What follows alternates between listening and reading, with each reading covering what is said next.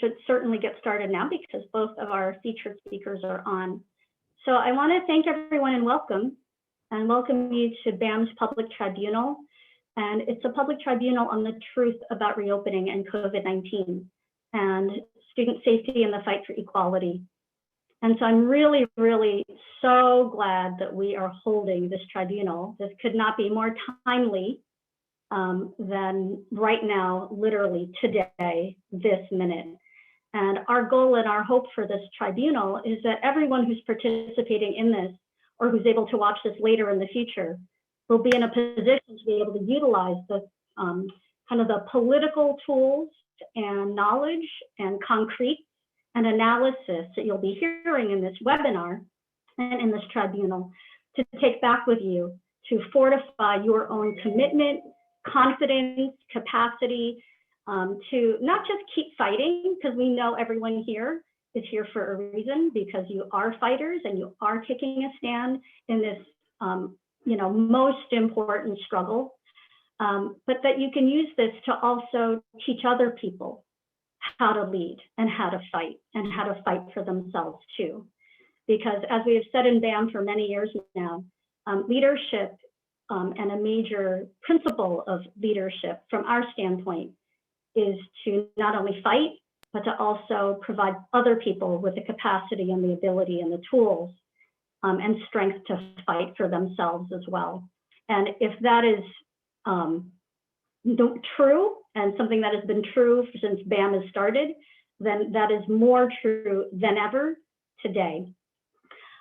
Today in our tribunal, we are going to be hearing from two really, really important speakers who will have a lot to say that is absolutely crucial and that will be so worthwhile for everybody to listen to think about, to reflect on, and to share with other people.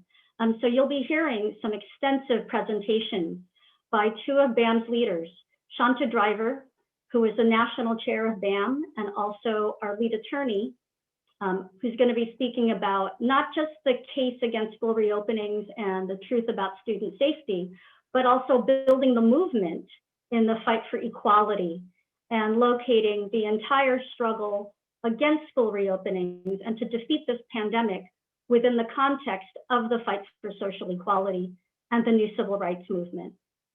Neil Lyons is our other featured speaker, and Neil is one of BAM's foremost experts on the science behind what is happening with the pandemic, and also will be providing an extensive and very concrete analysis and critique of some of the other claims and inferences that are being made by public health officials, including the CDC, and unpacking and looking at what is behind some of their claims or inferences that they encourage other people to draw, and how we can fortify our own good sense with some analysis that can strengthen and further our own fight for the lives of our young people and for generations in this country.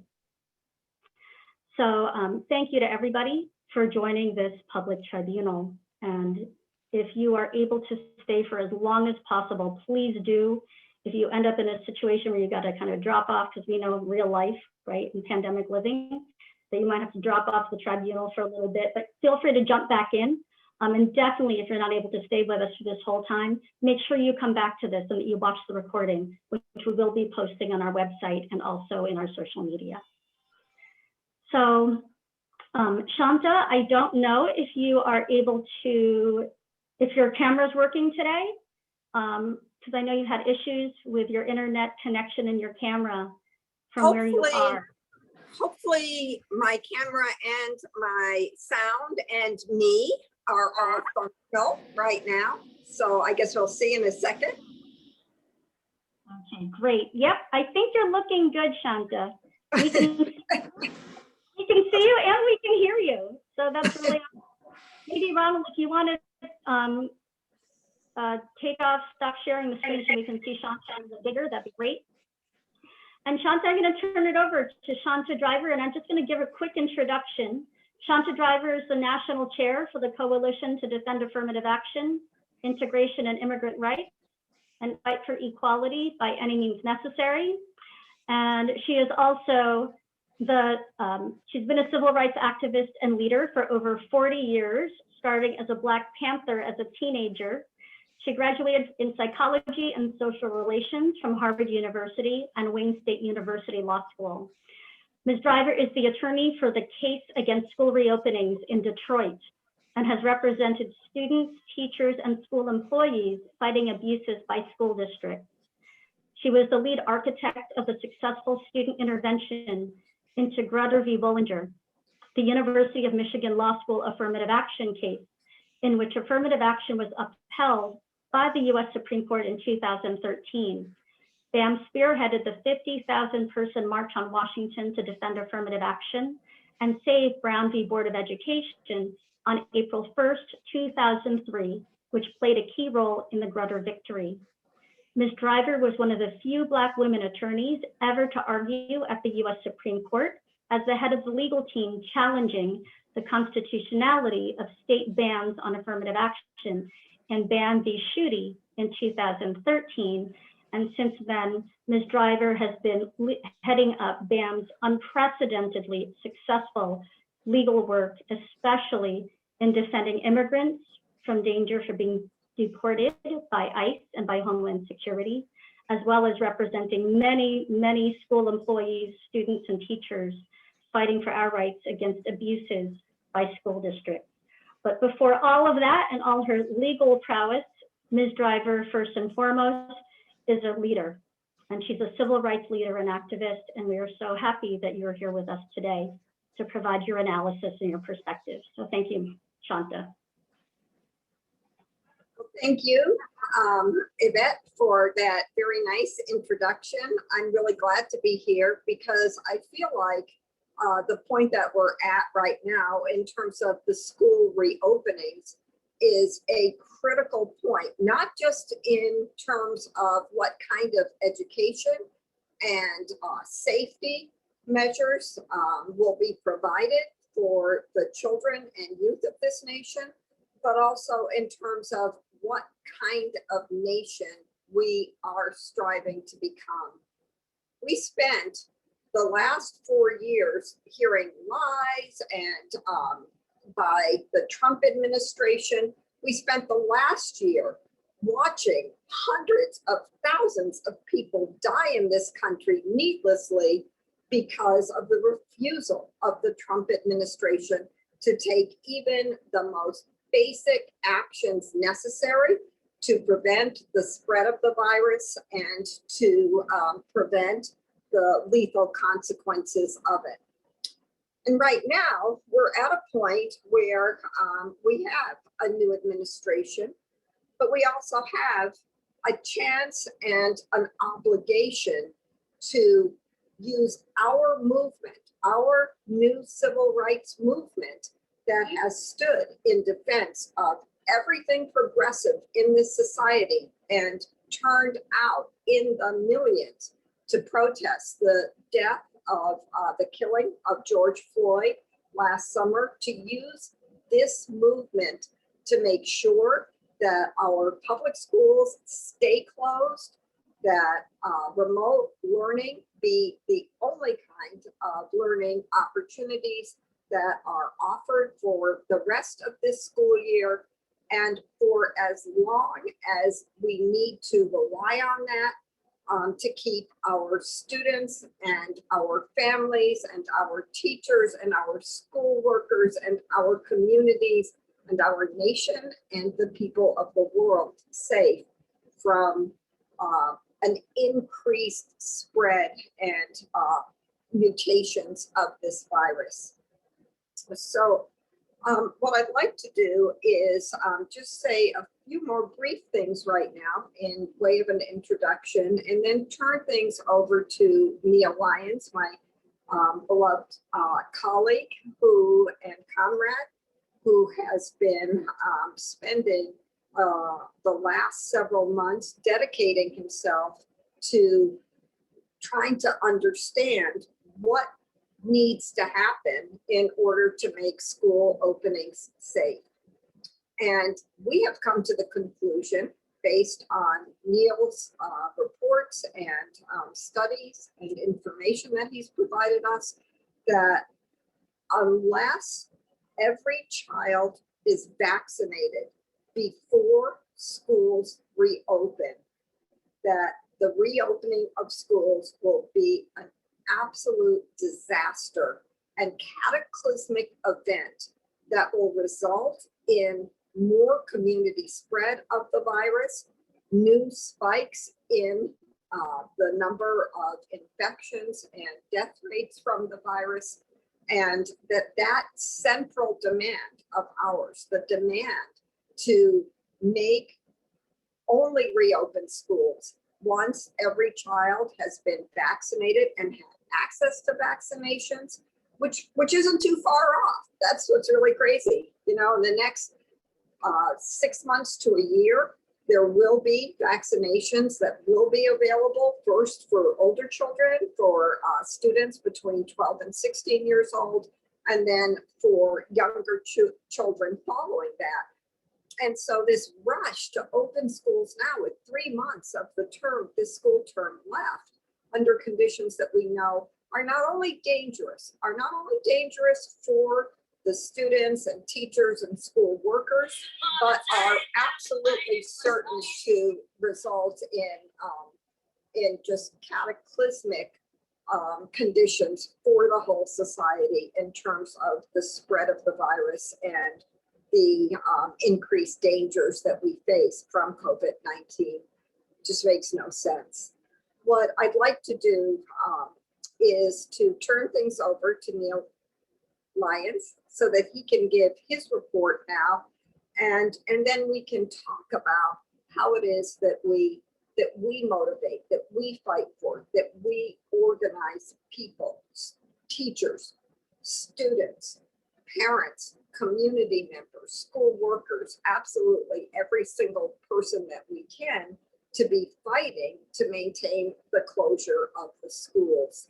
And I think that the point of this tribunal in the end is to provide every single person that participates in this with the information and the organizing tools they need to be able to fight in their local communities to make sure that we defeat this absolutely reckless and dangerous proposal to reopen schools now. So I won't take any more of people's time right now, but I will turn stuff over to Neil. Hello, am I visible? Am I audible? Yeah, we can see you and we can hear you, Neil. Thank you. Okay. You have a very nice bright sun right in your face, but that's okay. It's totally fine. You do what you need to do. You can see what's behind you nice and clear too. Okay. Well, for the past year, millions of people have been trying to find some way to keep themselves safe, keep their families safe, and have resisted the reckless policies of the Trump administration in forcing the reopening of schools. Those policies proceeded under the backdrop of some extraordinary lies, with Trump trying to claim that the pandemic was a hoax invented by the Democrats and pretending that that children were immune, which they are not, or that the pandemic would simply go away in a kind of miracle. Things that were obviously untrue. And every parent, every teacher is well aware of the kind of petri dish that a school can be when you have an infection unleashed in that school. So the real context of of the discussion we're having right now is in reality a mass movement that is taking place and has been taking place, but in a very individual way, of millions of people just trying to keep each other safe and asking what is the right way to do that. The problem is that now we have new claims that school reopening can be done safely, but those claims are being made in a much more sophisticated way than were made during the Trump regime. Those claims are being made now using all kinds of statistics, all kinds of facts, and even scientific studies. And so what I'd like to do is simply give people an overview of what are we looking at in terms of the pandemic that we're facing. What are we looking at for the vaccine rollout? Why is it that schools are being forced to reopen before, not only before the students have had the chance to be vaccinated, but before many teachers have had the chance to be vaccinated? There's very much an economic context for that. Then I want to go into what is really the most dynamic aspect of the pandemic, which is the emergence of a number of variants of the virus, and then I'd like to get into some of the things that the CDC, people like Fauci, people like Walensky are saying, and then just as importantly, if not more importantly, the things that they're not saying, so that we at least have some basis for analyzing what is going on, why are we being told the things that we're being told, and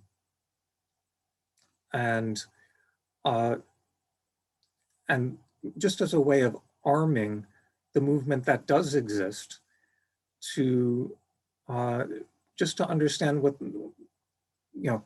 what truth we can find in all of this, and better arm ourselves to keep ourselves safe and keep others safe. I'm going to try to share a screen here. Okay, is this visible? Yeah, we can see it, Neil. Thanks. Okay. Well, one of the broader contexts of what is going on is that we are not looking at simply a policy of school reopening. That isn't the real priority of the politicians who are pushing this on such an accelerated timetable. The real priority is an economic one. The schools are intended merely to be a form of daycare so that parents can be forced back to work. And parents are being forced back to work so that the United States economy can get back up to full speed. Due to how badly the United States has handled the COVID crisis, and specifically how badly the Trump administration handled the crisis, the US economy has fallen considerably behind in its pace of economic development. And China is now scheduled, according to the Center for Economics and Business Research, China is now scheduled to overtake the US economy to become the #1 economic power in the world 5 years earlier than was previously expected. They're expected now to become #1 in 8 years as opposed to 13 years. That gives you a sense of just how much the mishandling of the COVID crisis in the US has really affected the outlook for what are currently the richest corporations in the world, and the position of the United States in the entire global economy. During the Trump administration, you heard all sorts of outrageous comments by some Republican politicians, Congressman Hollingsworth from Indiana, as well as the Texas Lieutenant Governor Dan Patrick, basically saying that people dying from COVID-19 is the lesser of two evils compared to an economic downturn. And that when it comes to the political priorities of the nation needs to prioritize the profits of America's corporations rather than the lives of its citizens. That is really the best context that we can provide for what is happening now. These particular Republican politicians, Hollingsworth and Patrick, were outrageous and foolish enough to state those priorities out loud. But in reality,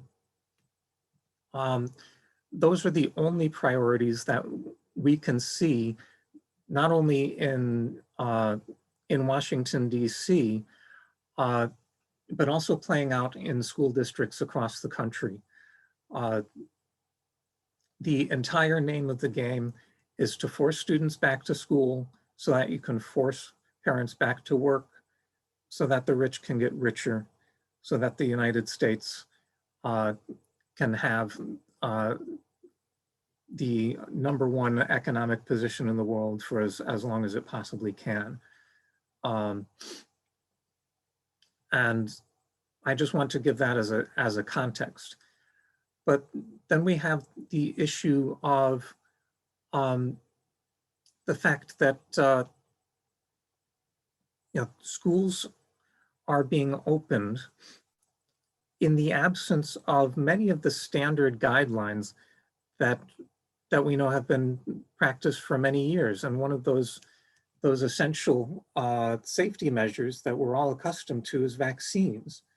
It is completely ordinary and expected for children to be vaccinated against measles, to be vaccinated against tetanus, and to take those things seriously when it comes to the threat of disease spreading in schools.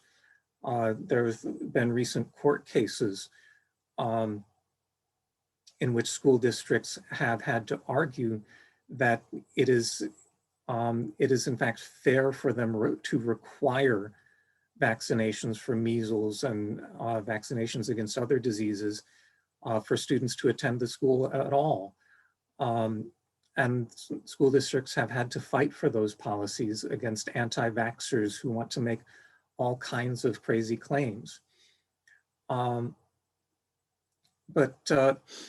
schools are being reopened, forced to being reopened now in the absence of those vaccines, because as it turns out, it does take a while to properly adjust the doses of the COVID vaccines for children.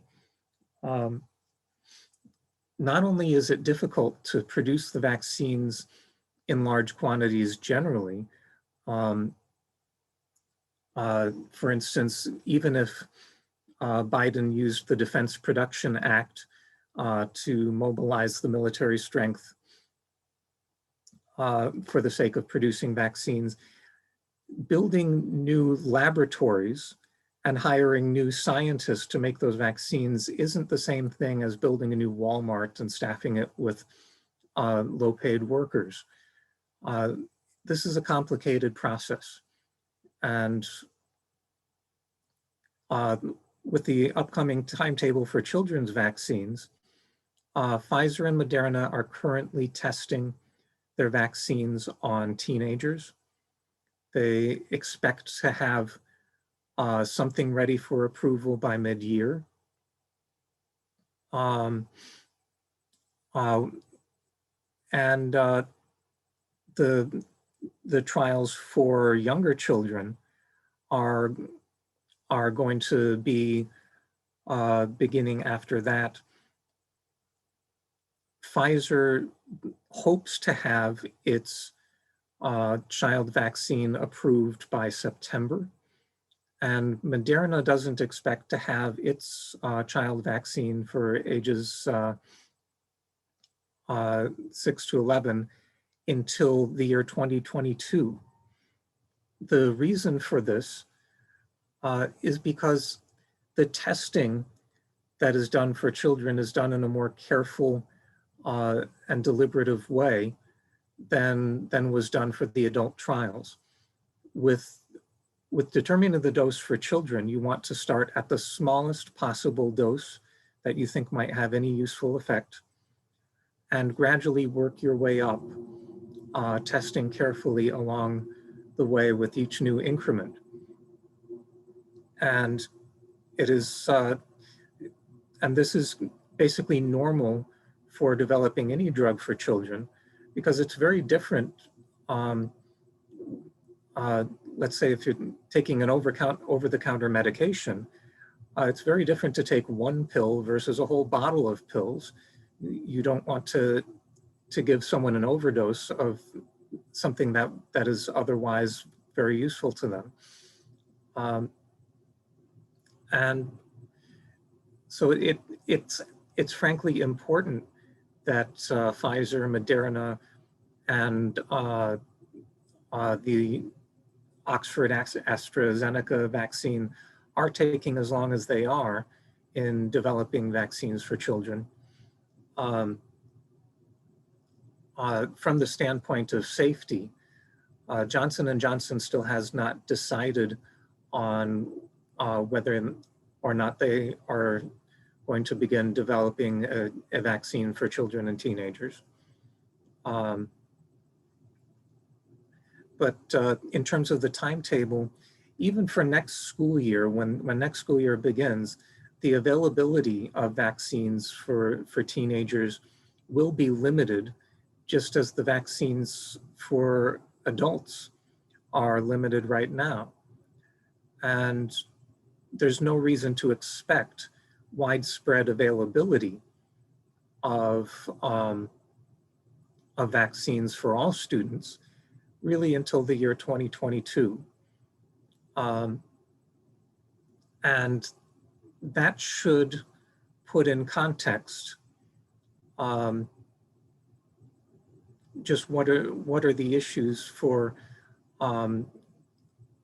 rolling out school reopenings in a safe way. The important facts that continue to be true is that children can transmit the virus, children can become sick with COVID-19, and children can die from it. And it only makes sense to take the time to wait for those vaccinations to be available. That's the safest thing we can do. And it's just worth thinking about the fact that it is necessary to be so careful developing a vaccine in multi-stage, step-by-step trials, starting with the smallest dose, working your way up, and yet contrast that with the politicians who are willing to throw millions of children back into school buildings, potentially exposing students to COVID, to a virus that is dangerous to the children and dangerous to their families. Now, I do want to get into some of the science here, because if you've been following the developments in the coronavirus, one of the things you have noticed is that there are these new variants.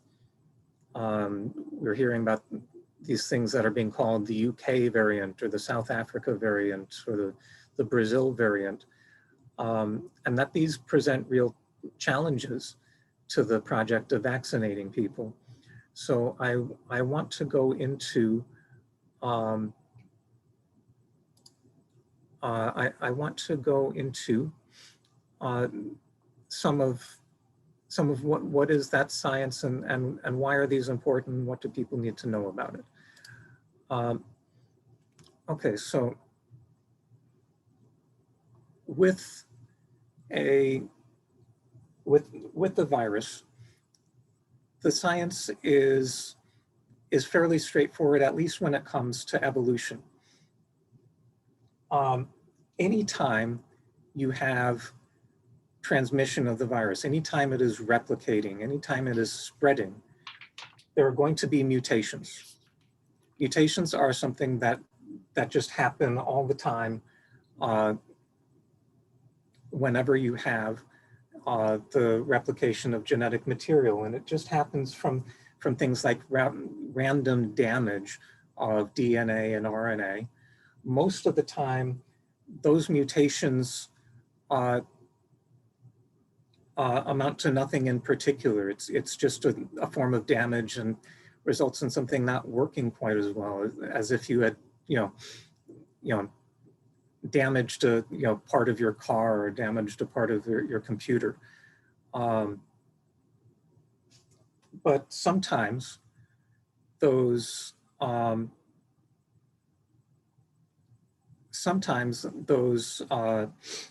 mutations are actually things that end up working better than the original strain of the virus that they came from. And those end up being variants. Those are the variants we're talking about. They're new mutations. And anytime you hear someone say that there is a new variant, that it's becoming prominent in some location, just with that much information, new variant, it's becoming prominent, every evolutionist knows one thing for certain about that variant, which is that it's more infectious. There's something about it that is better at spreading, or is better at reproducing somehow than the original strain. And when you read the articles on the new variants that are out there, you'll find that is the common theme that you're seeing with the UK variant and others. And that's really how all evolution works. Once you have a certain amount of diversity that's created through mutations, whatever is better at reproducing, whatever is better at spreading, whatever is better at replicating itself is going to start superseding anything that wasn't as good at replicating itself. And that's why it's only to be expected that the coronaviruses of the year 2021 look different than they did in 2020. And the specific way in which they're going to look different is that they're just better at spreading. What are the different reasons a virus could become better at spreading? Well, there's many of them. It could infect a new type of cells on the outside of a virus. You have spike proteins. Those are basically like the lockpick that lets a virus break into your cells, invade the cells of your body, and use your cells to replicate more copies of the virus. If there's a change in those proteins, you can have a change in the types of cells that a virus is good at breaking into. There are also ways a virus can, let's say an airborne virus can make itself spread through the air more easily. While things like the flu and the common cold and the coronavirus can spread just through breathing, it is even more effective if a virus can get you to cough by, let's say, being more irritating to your throat, or if it can get you to sneeze. And every teacher with any experience at all knows that once you've got a kid coming into class coughing and sneezing all over the place, everybody is going to get what they have. And they're going to bring it home to their families, and their families are going to get what they have. That's that's just the way that works. You'll hear many virologists saying that COVID wants to become like the flu, like the common cold. It wants to move in the direction of being that contagious. In the original strain of the virus that was identified from Wuhan, China, it was much more common for a few people to be super spreaders and for the virus to be less transmissible through people who were not super spreaders. But that also means that there's plenty of room for the virus to evolve. It also means that if you're opening schools and creating the opportunity for a virus to spread in schools, then there is only one direction for evolution to move in that situation.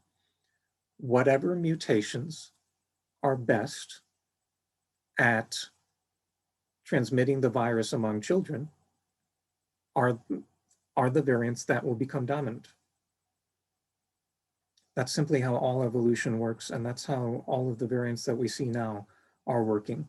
The UK variant, a variant that was first discovered in Britain, is now dominant there. It has fully superseded the original strain of the virus. And it is projected that that variant, the UK variant, will become dominant in most parts of the United States by March. That's moving very quickly.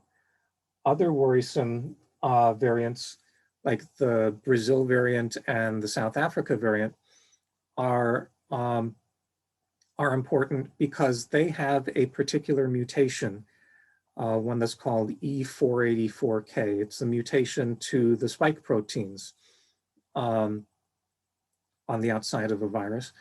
And because it changes that structure and shape of the virus, it makes it more difficult for the vaccines to recognize it and find the appropriate antibodies to destroy it. The vaccines still do offer some protection against those new strains, but it's reduced protection. They generally help prevent severe illness, but not as good at preventing infection, not as good at preventing transmission. The more the virus has a chance to replicate, the more it will continue to evolve in a direction that spreads more easily, and the more it will have possibilities to get around the current effort to create vaccinations. That means the more that this pandemic is allowed to spread like wildfire, the harder it will be for the vaccine effort to catch up with where the virus is going.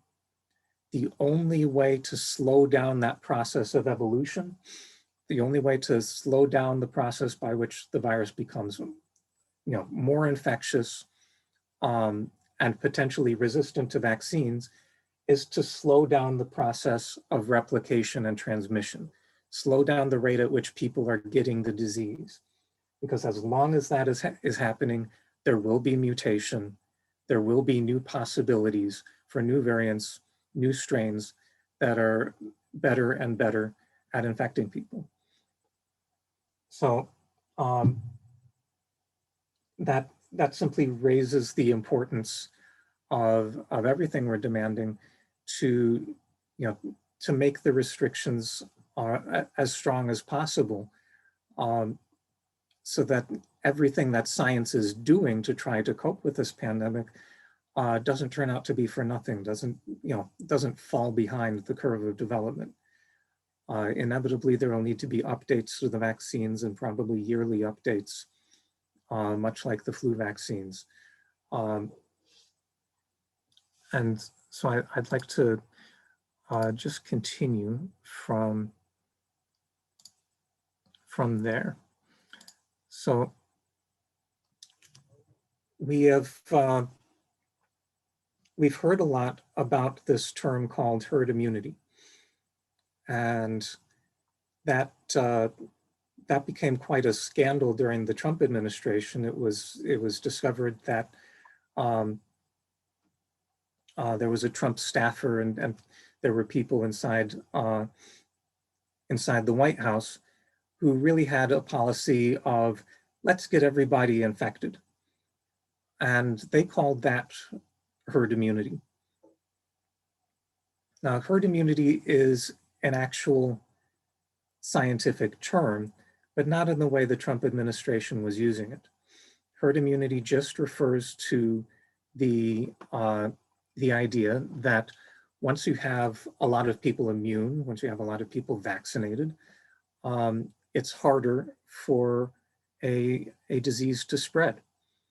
And once you reach a certain percentage of the population that is immune, then the rate of transmission of the disease can keep dropping to the point where the rate of transmission reaches 0. That is what has happened historically with even the first vaccine rollouts. That is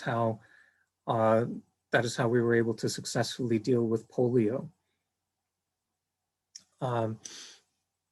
But science and policy aren't the same thing. The Trump administration was pushing a policy that they called herd immunity, but the better name for the policy was infect the herd, herd infection. Let's get everybody sick.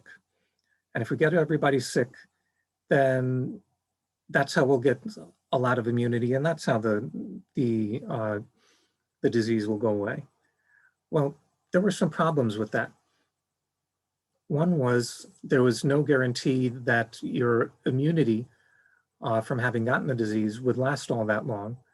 And it became clear that a number of people were becoming reinfected with the disease after having recovered. Also, when there are multiple variants of a disease in existence, it means that even if you developed immunity to one of those variants, you might not have immunity to another one.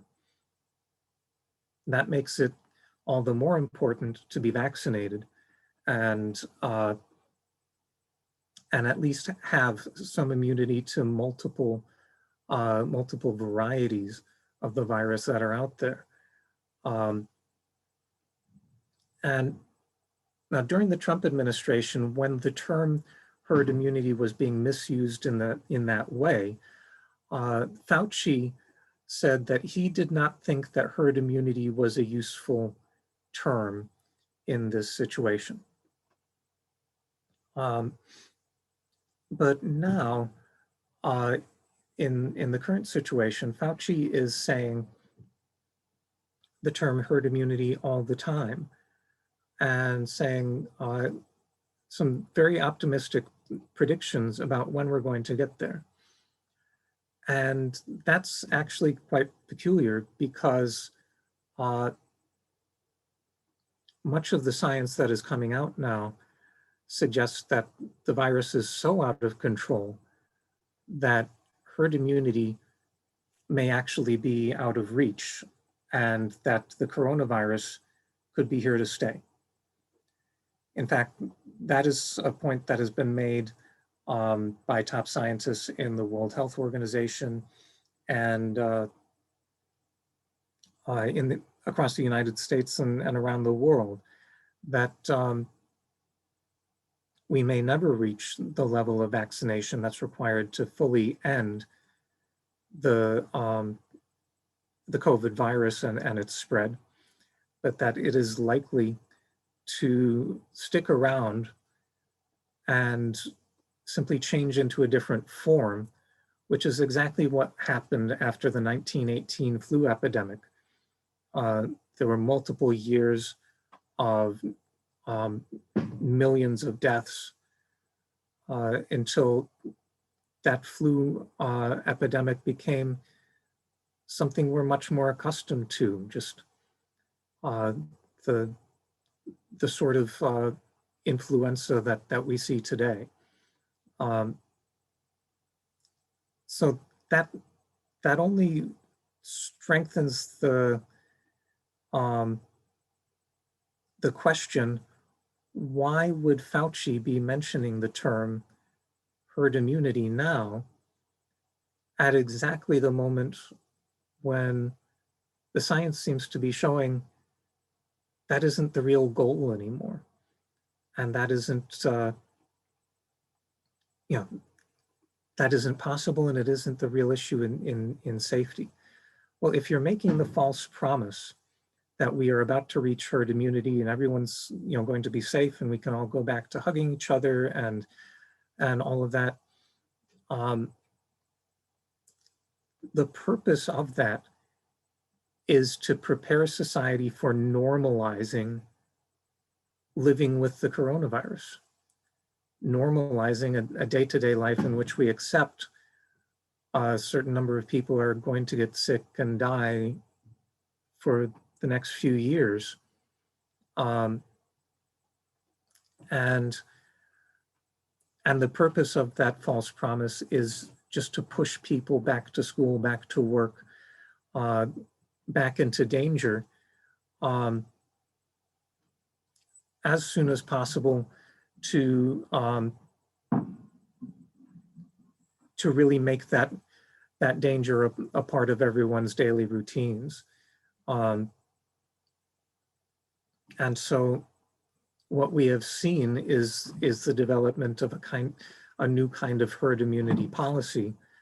But it's a policy that purports to follow the science much more closely than anyone in the Trump administration was willing to do. And that's part of why it's necessary to address a lot of what's being said. Now, in the Trump administration, you had all kinds of crazy lies.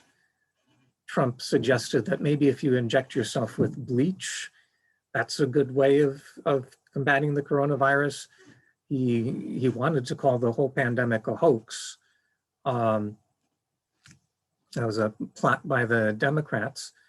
And he wanted to make the claim that children are immune.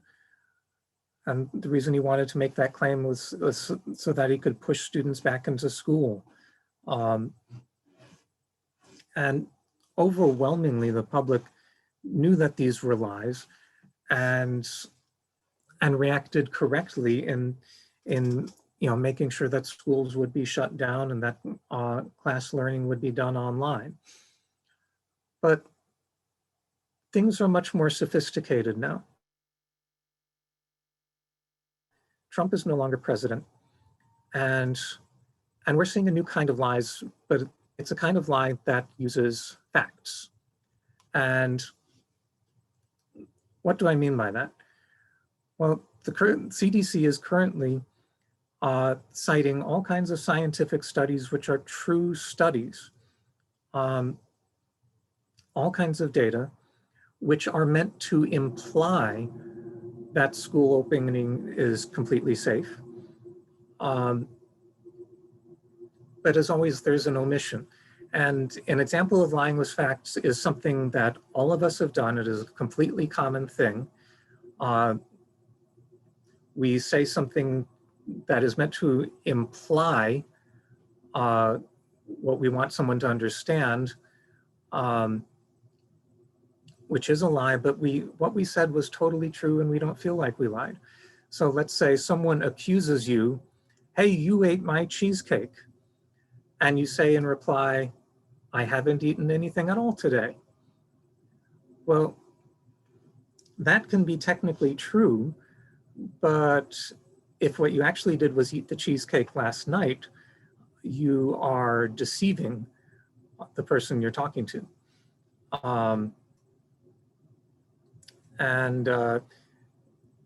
There's a couple of books that I point out here. It's also possible to tell many lies using statistics. One of the things that Walensky went on television saying, which is not actually in the CDC report, and I think I can understand why it is not in the report, is the following statistic, which is that in many districts whose schools remained opened, their communities had a lower rate of transmission than in many places where the school districts were closed. That sounds backwards, although it is very easy to produce statistics that show that it's true, because there's a false correlation. In the urban centers that had the highest rates of infection, they closed down their school systems. This is a, which is the chicken, which is the egg kind of statistic. So you can make it look like, well, gee, keeping schools open is actually, safer from the virus than keeping them closed. But that is simply a misuse of statistics. It is part of the statistical fallacy that is using a correlation to falsely claim causation. And one of the rules that you learn as a first-year statistics student is correlation is not causation. And just a simple example of that, statistically, it is true that people who chew gum and use breath mints are more likely to get lung cancer than people who don't chew gum or use breath mints. Well, that sounds like gum and breath mints cause lung cancer. That's not true.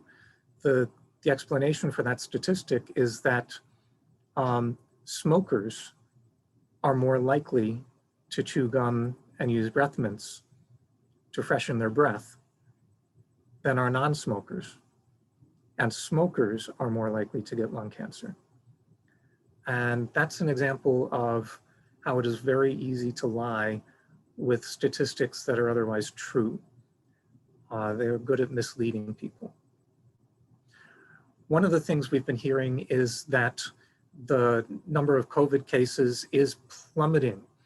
It is dropping like crazy.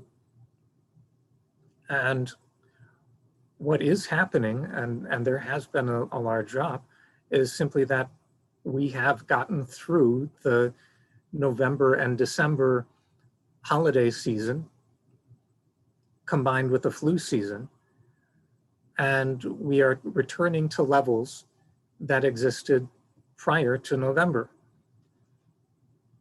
Nonetheless, those levels are still higher now than the conditions under which the schools were closed. In other words, schools are being asked to reopen under worse conditions than those in which they shut down in the first place.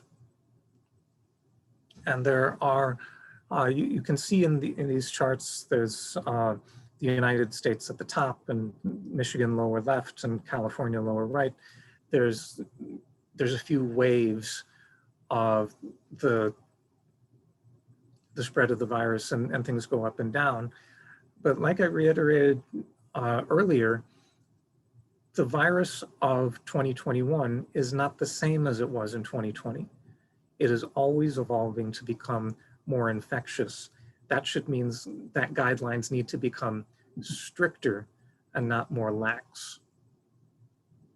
Now, in the CDC report, you have plenty of examples of making factual statements in order to infer something that really isn't true. And just as a quick example, the quote, evidence from several studies suggests that children and adolescents may be less commonly infected with SARS-CoV-2 than adults. This is true, and it's a wonderful fact. And it is one of the few silver linings of this pandemic that the ICUs of the country have not been packed with children. Children have tended to be more asymptomatic. But the reason the CDC is emphasizing that technically true thing is to tell a lie. No need to worry, the kids are totally safe. That's not what that means though. The most important facts are the ones we already know. Children can be infected. Children can transmit the virus. Children can become sick from COVID-19, and children can die. Further in the CDC report, the report says, based on the data available, in-person learning in schools has not been associated with substantial community transmission. Although national COVID-19 case incidence rates among children and adolescents have risen over time, this trend parallels trends observed among adults. What's the point of making this claim? The CDC has to admit that cases among children and adolescents have risen over time, but this point is being used to say that schools don't really add to the pandemic at all. They don't make any difference to the spread of the pandemic. And I'm going to get into this more a little bit later. But the obvious fact is schools can and do spread disease. The issue here is not whether schools make the COVID pandemic worse on a whole. The real issue is safety for students and teachers. That's the real issue. Now, when we go further in, we find another set of examples. Here's one: though outbreaks do occur in school settings, which I correctly admit, unlike the Trump administration, multiple studies have shown that transmission within school settings is typically lower than, or at least similar to, levels of community transmission when mitigation strategies are in place in schools. Well, that shouldn't be surprising to anybody. Children do tend to be more asymptomatic than adults, but this fact is being used to claim that schools are actually the safest place. They're safer than anywhere else. But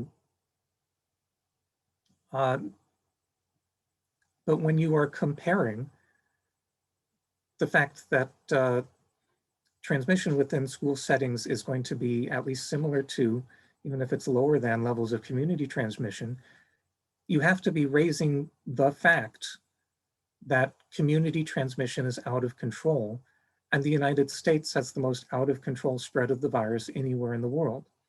School transmission will reflect that fact. Now, here's a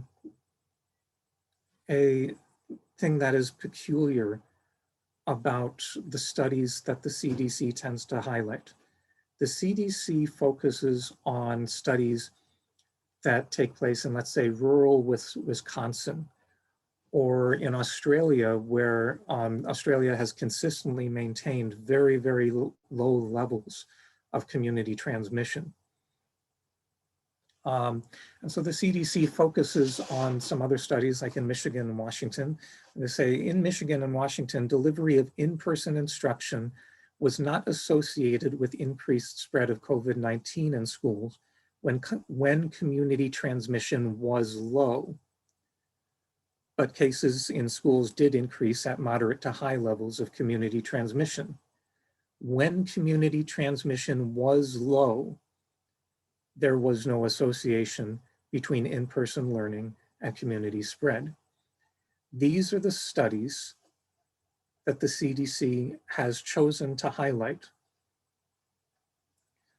meaning these are studies that don't apply to our existing reality. The lie that's being told is that schools don't really spread the virus or play any role in spreading the virus in the community.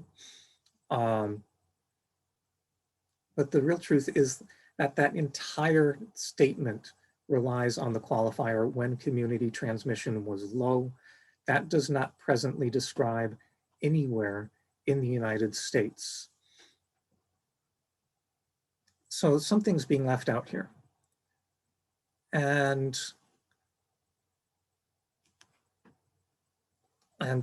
well, before I get there, just another quote: evidence suggests that staff-to-staff transmission is more common than transmission from students to staff, staff to student, or student to student.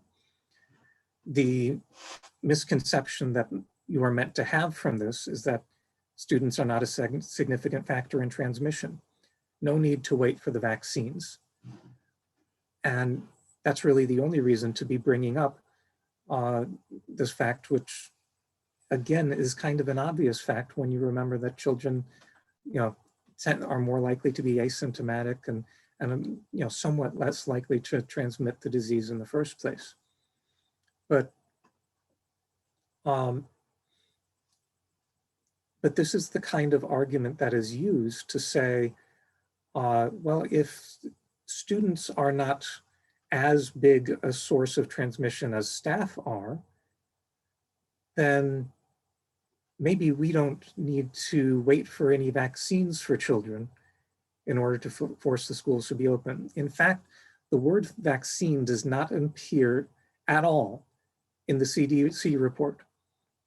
If you do a word search of the document Transmission of SARS-CoV-2 in K through 12 schools, vaccine is not a word in the entire thing. When in reality, vaccines are a standard safety measure that have been used in schools for decades. They are omitted here only for the purpose of quickly reopening. One of the first quotes that came out before this report was even published was that Walensky did not consider the vaccination of teachers to be a necessary condition for schools reopening, let alone the question of vaccines for students. That is simply an absurd policy. The CDC is correctly emphasizing the importance of masks, which are one of the most effective tools that we have had in dealing with the pandemic so far. Out of all of the equipment that that health workers use in hospitals, the N95 mask is one of the reasons why it has been possible for health workers to work in ICUs and to deal with the influx of COVID patients. And masks certainly do reduce transmission. The CDC points this out and saying when mitigation strategies, especially mask use and physical distancing, are consistently and correctly used, the risk of transmission in the school environment is decreased. Well, that should be obvious. But this is being used to promote a lie that vaccinations aren't really necessary. We can just go back to using all of last year's precautions, and that will be sufficient. But if it wasn't sufficient then, it isn't sufficient now. Yes, we agree, masks are essential, but vaccines are essential too. It is also important to note that even the mask guidelines are only recommendations by the CDC. There is no power of enforcement behind them. These are not requirements. These are not essential conditions that they're placing on schools in order to reopen. And the enforcement of those guidelines within a school are incredibly difficult. So something is missing here. Not just the word vaccine, which the CDC doesn't even want to mention in its report on schools, but all of these studies that keep being pushed to the forefront, keep having that same qualifier that came up before, when community transmission was low. What are you not being told in this report? Well, how about this? Here's a report that was published in the Journal of the American Medical Association back in July of last year. And the report is called Association Between Statewide School Closure and COVID-19 Incidence and Mortality in the US. And the question that the study sought to investigate was statewide school closure associated with decreased incidence and mortality for coronavirus disease 2019, COVID-19. Findings. In this US population-based time series analysis conducted between March 9, 2020 and May 7, 2020, school closure was associated with a significant decline in both incidence of COVID-19, adjusted relative change per week, -62%, and mortality, adjusted relative change per week, -58%. That is a 62% decrease in the incidence of COVID-19 and a 58% decrease in death as a result of closing schools. This does not appear anywhere in the CDC report. Instead, the studies that the CDC report emphasizes are ones from places like rural Wisconsin, under conditions in which community transmission was very low. There's more. There was a worldwide study done of measures taken to stop the rate of transmission, slow the rate of transmission of COVID. This study was published in the science journal Nature, called Ranking the Effectiveness of Worldwide COVID-19 Government Interventions. And it found of all of those measures, the single most effective measure at reducing the rate of transmission was small gathering cancellation. The second most effective measure at reducing the rate of transmission, closure of educational institutions. These scientists found that among many different countries and a whole list of different measures,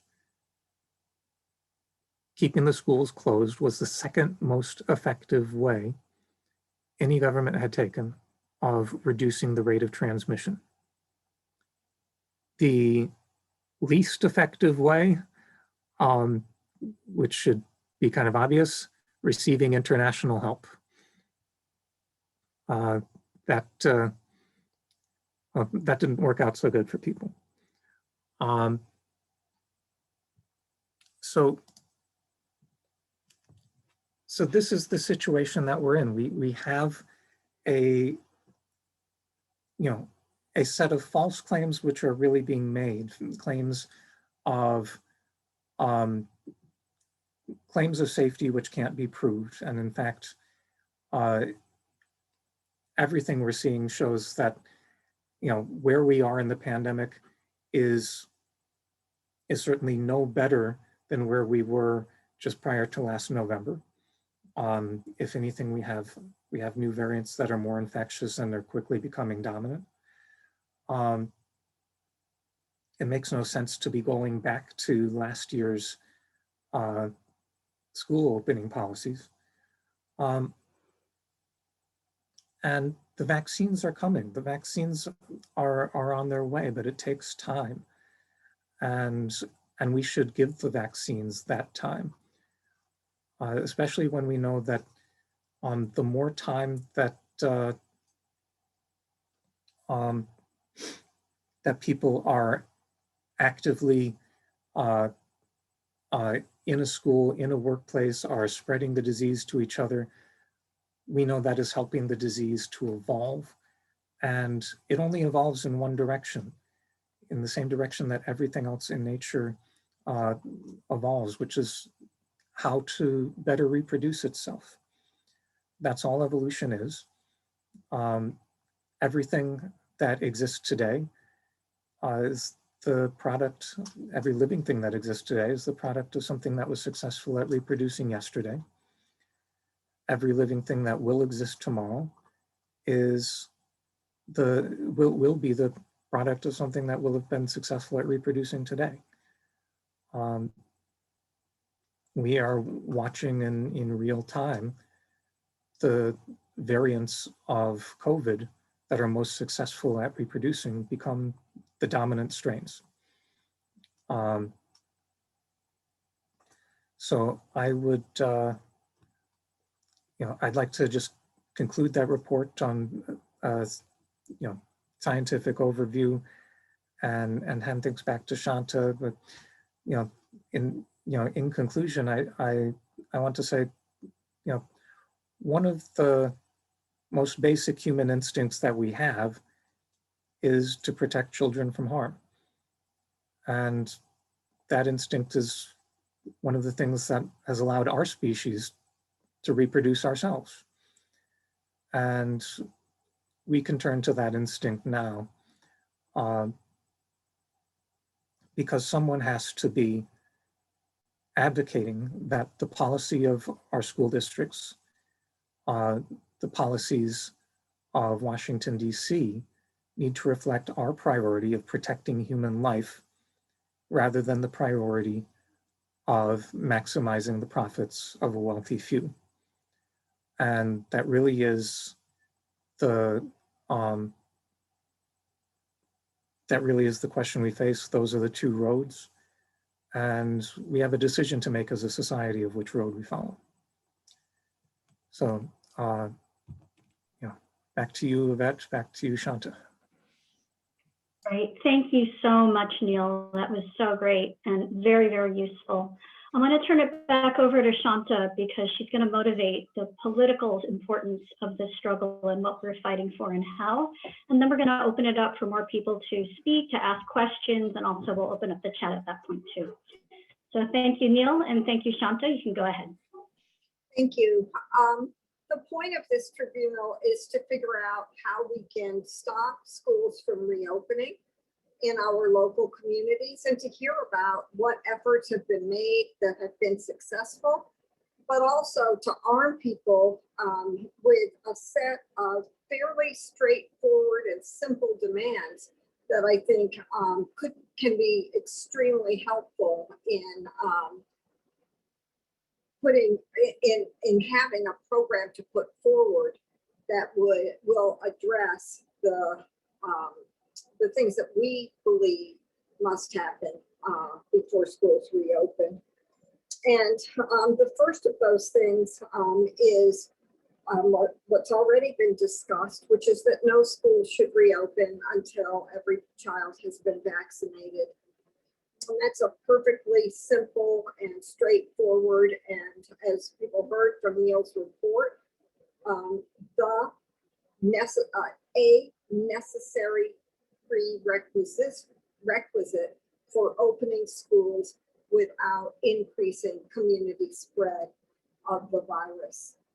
I think the second thing is that we have to be very mindful of opposing hybrid schemes or some of the schemes that have been put forward by President Biden and other politicians, which are schemes that that could result, and in some cases will result, in middle class, working class, and poor families not having any real choice but to send their children to in-school programs, even if those are only partially open. And I'd like to explain why that's true, and I think it will make clearer Neil's very correct opening point that the purpose of this school reopening push is to get workers and middle-class people and poor people back into doing the backbreaking, in some cases, poorly paid jobs that people have been able to not have to endure during the time that the schools have been closed. So at the beginning, I think people may remember that a year ago, there were bills that were being introduced under the Trump administration, and by last fall, there was a big fight over what kind of relief packages to offer. And two of those relief packages, one included measures that would make it possible for women who other caregivers to be able to stay home with their children so that their children could be enrolled exclusively in remote learning classes, and so that the parents could help the children learn through those classes, and in some cases be able to learn themselves things that that a parent learns about how to teach, and sometimes some specific facts that come out of the process of parents and children going through educational processes together. And one of those programs was something that was passed and that the Democrats fought for, and Trump was had to sign into law, was something that provided for parents who could not work, were not eligible for unemployment because they couldn't seek work to do at home because they couldn't do telemarketing at home, and or because they got terminated from their old jobs because they chose to stay home to make it possible for their sons and daughters to be able to benefit from remote learning. And this specific piece of legislation was called the Pandemic Unemployment Act. And that act made it possible for parents who were to stay home with their sons and daughters while they were involved in remote learning opportunities by providing economic benefits to those parents so that they wouldn't be forced to have to choose between sending their kids to in-school learning settings and endanger the lives of their children and their families, their communities, their neighborhoods, their cities, their states, this country. And those benefits, that Pandemic Unemployment Act requires that for parents to be able to receive those benefits, the benefits that allow them not to work and to stay at home, that schools be closed. And the definition of schools being closed is that the minute there are in-school learning classes that have been that start and can be offered to a student who is under now learning remotely, then the benefits would be cut off. And in some cases, the school districts don't really even have to do very much. They mostly have to state that in-school learning opportunities are open, that a particular student's school has been reopened, and once that occurs, then the parents who are receiving economic help to stay at home and to keep their kids in remote learning situations will be forced to send their children back to in-school classes and get a job, or keep their children at home and safe and risk having their losing their homes, their the food, clothing, heat, you name it, utilities, the basic things that they would need to be able to stay alive.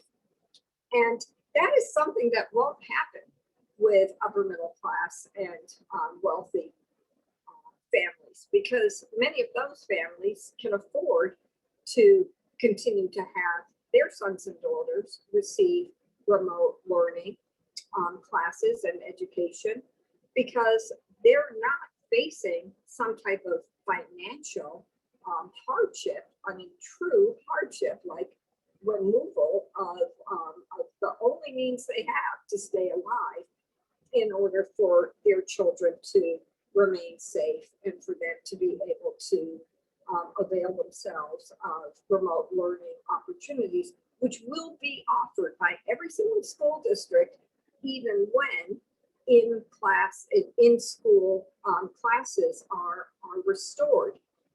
And just to underscore how dangerous it is to let hybrid or other seemingly benign schemes go forward. One of President Biden's President Biden has said many, many times that what he wants to see is schools reopen 5 days a week, even if that means that children might only attend classes 1 day a week in those schools. So the minute the schools are open 5 days a week, then the parents who are receiving benefits have to send their children back to school, not 1 day a week, but 5 days a week.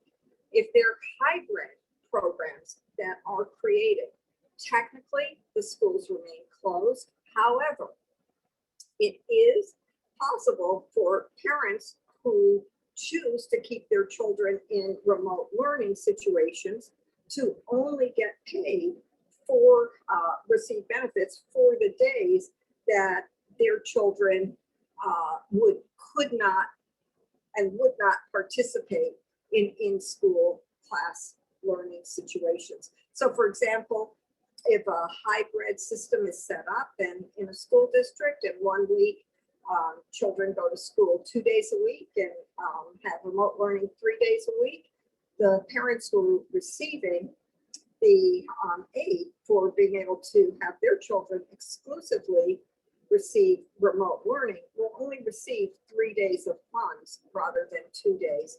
So I think it's extremely important to be mindful of the fact that while it sounds like it's fairly benign or even fair to the parents, the tiny number of parents, I might add, that are really pushing for school reopenings to be able to have some opportunity to be able to have their children put in the extremely dangerous position of returning to in-class learning situations. That while those parents are, while it seems like offering some type of experimental plan or hybrid plan would be fair for those parents, it means that it would cut off the ability of middle class and working class and poor, primarily women, to be able to make it possible for their children to continue to take advantage of remote learning activities. One of the things about this virus is that it has,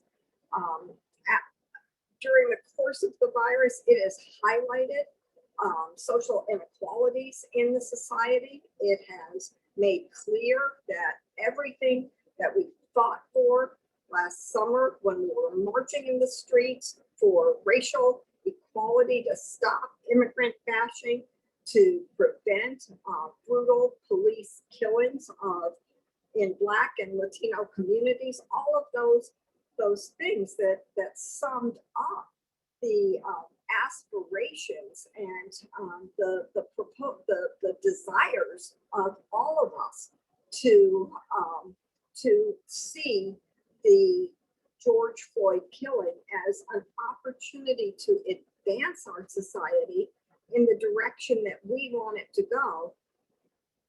Those same factors are at play in reopening the schools and in the whole way that COVID has been addressed. We know that there are disproportionately high number of Black and Latino and immigrant and poor people who have gotten the virus, who have little access to the vaccines, who have limited access to health care, who have not been able to get the services that they need to protect their families, to keep family members alive.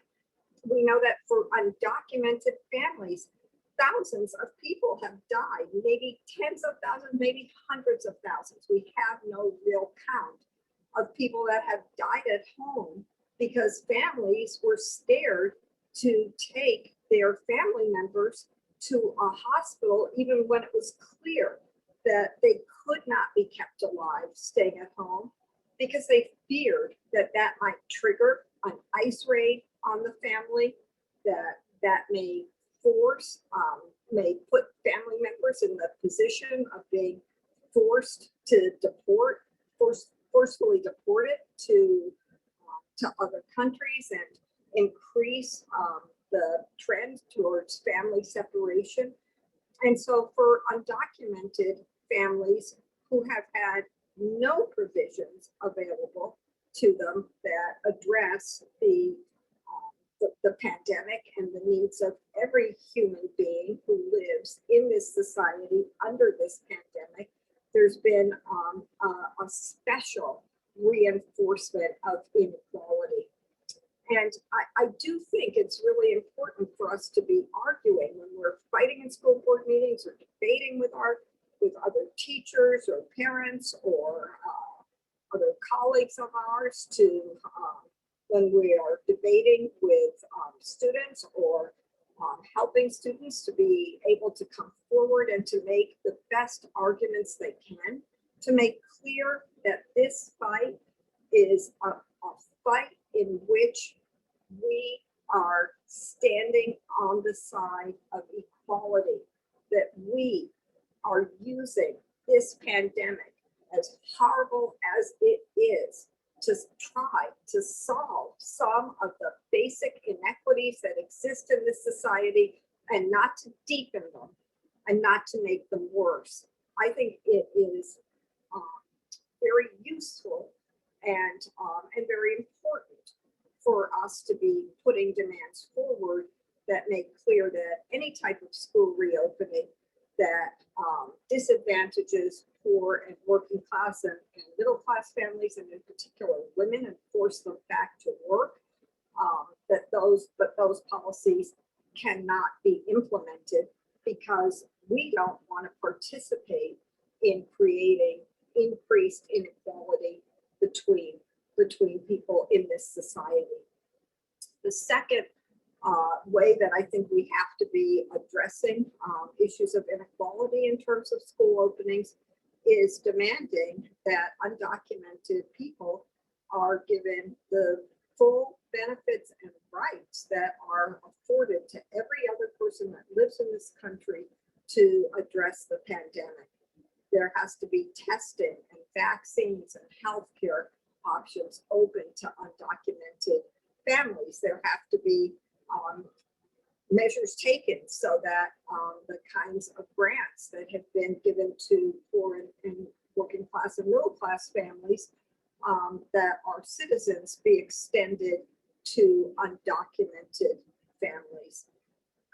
There's something about living in a society in which there are 11 million people who are treated as subhuman and excluded from any participation in the most basic conditions and opportunities that have been set up to protect people against the virus. Living in such a society means that we are assuming or treating or condoning the treatment of our fellow human beings as being people who have to be treated as something worse than any animal would ever be treated in this society. I bet you today minks who get the virus have more protection than undocumented people do against it. The last two things that I think will be useful and are demands that we should be making to counter all of the pressures to reopen schools are, one, that remote learning be improved. We need a commitment of resources to making remote teaching easier for teachers, better for students, to be more experimental, to provide more of what students need. We need class time for remote learning to be cut down to no more than 3 hours a week. We need a doubling of the number of teachers and support staff so that students who are involved in remote learning are able to get individualized attention, which they need as part of this process, or to be able to learn in small groups and develop the social relations that can come from that are essential to promoting and educating people using remote learning. I see that somebody had a hand up, and I'm almost done. And then for sure, you should ask your question. And I think that right now it's a complete waste of this society's resources to be focused on reopening schools, which, as Neil pointed out, is just a recipe for expanding the variants of the virus and for increasing community spread of the virus, which we know will happen because we've already been through this last school year. We saw schools reopen in September when community spread was low.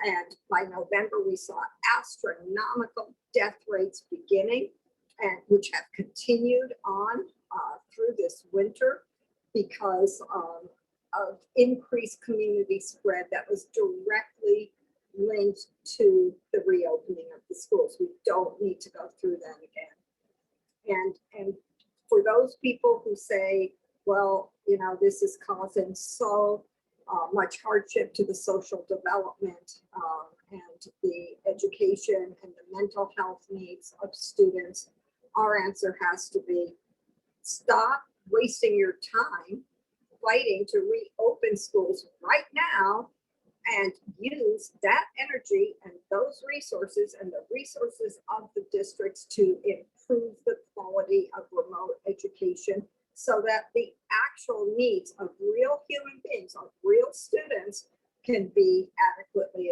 addressed. And the final point I want to make on this score is there have been a lot of people who have pointed out that there's been an increase in suicides and depression and mental health issues for children and adolescents during the pandemic, and they've attributed that to the closing of schools. And it's one of those causal relationships that Neil was talking about, in which you say, well, schools are closed and children are becoming more depressed, and children and adolescents are resorting to attempting to commit suicide because schools are closed. But that isn't true. The reason, the overwhelming reason why the mental health needs of students of all ages have increased is not because they're not in school, it's because they're at home with families that are extremely abusive. They're at homes where there's rising rates of alcoholism and which everyone knows, anyone who's living in the pandemic knows that all the stresses that accompany being at home all the time with parents and children and everybody shoved together with very little opportunity to relate to the outside world creates strains and depression and mental health disorders that accompany and are unfortunately an ongoing part of surviving and living through any pandemic.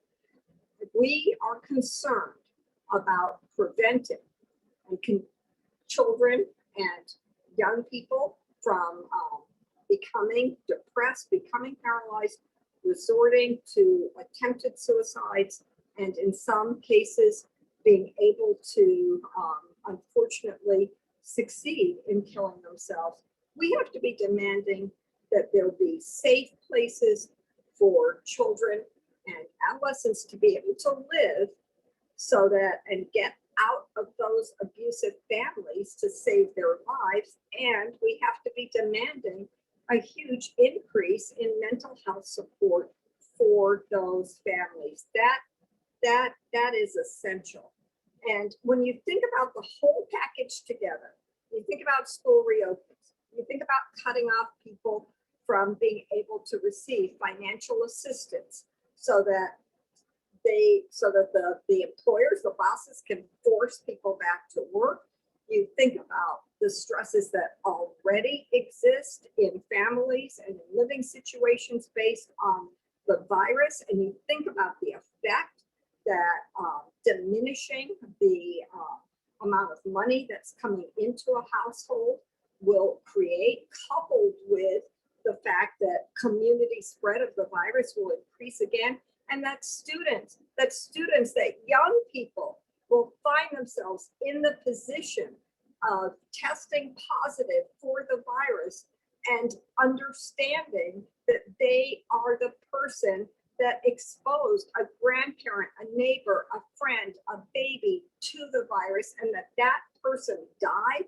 The level of guilt and hopelessness and pessimism and despair that will accompany those young people for the rest of their lives, it's unimaginable that anyone who is serious in saying that they are concerned about the young people of this nation can possibly be advocating for school reopenings now. So I will end on that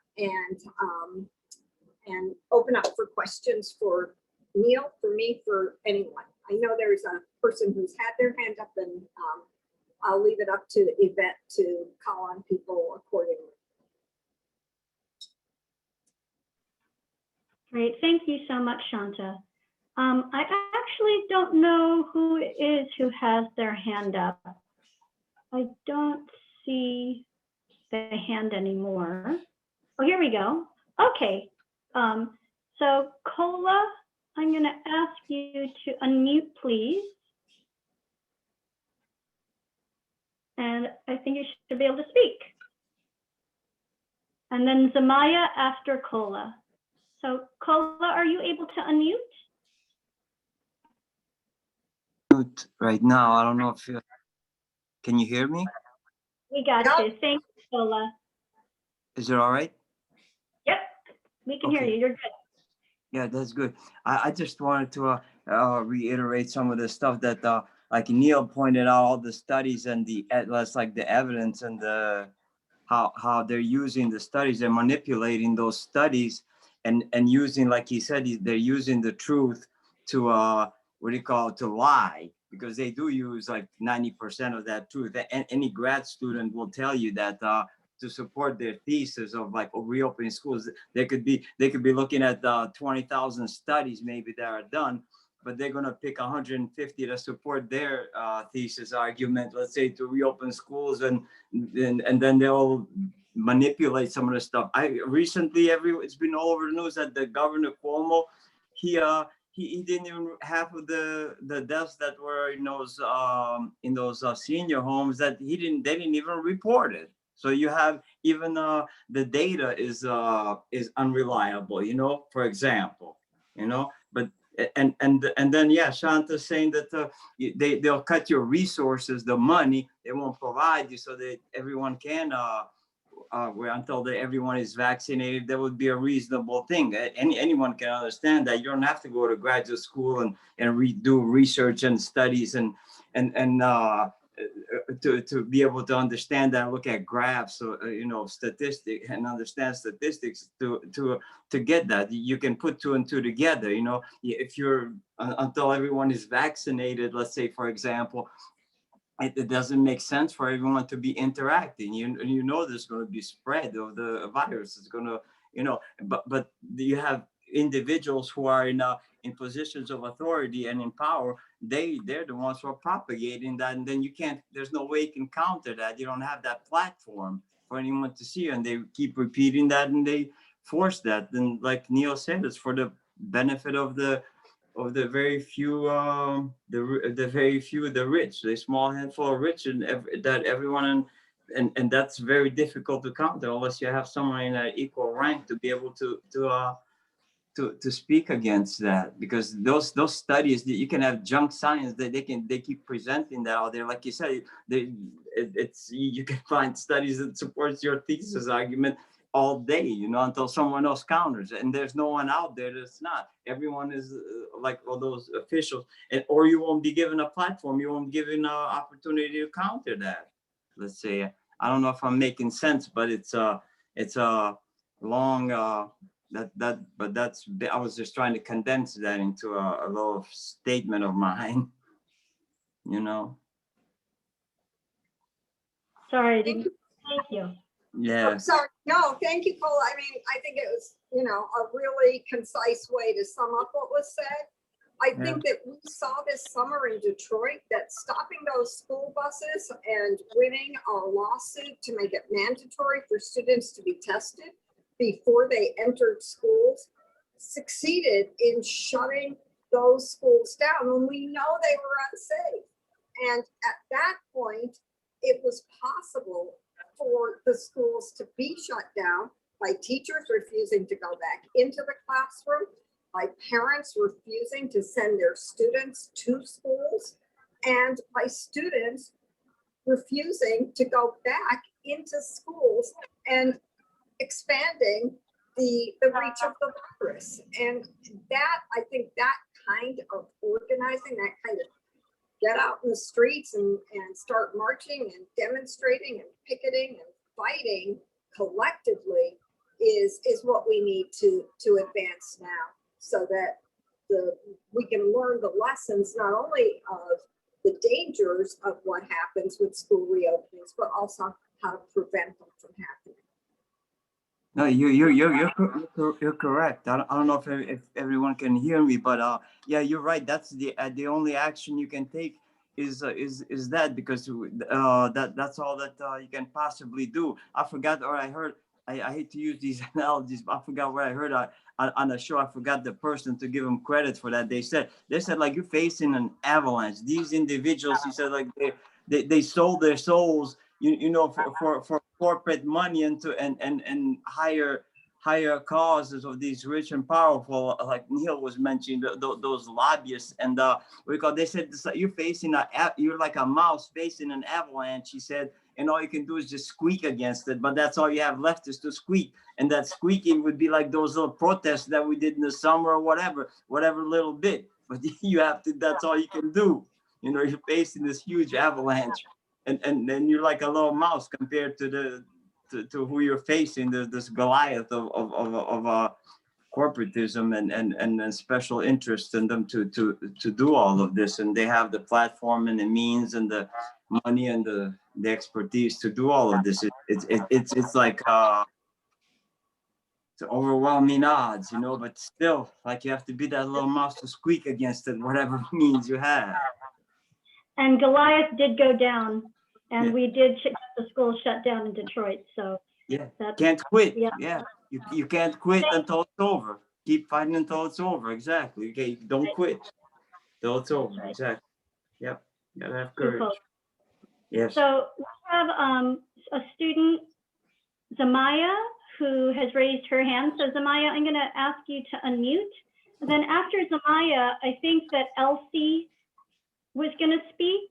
And so Elsie, just know that you're going to speak after Zamaya. Okay. All righty. So Zamaya, do you want to go ahead? Well,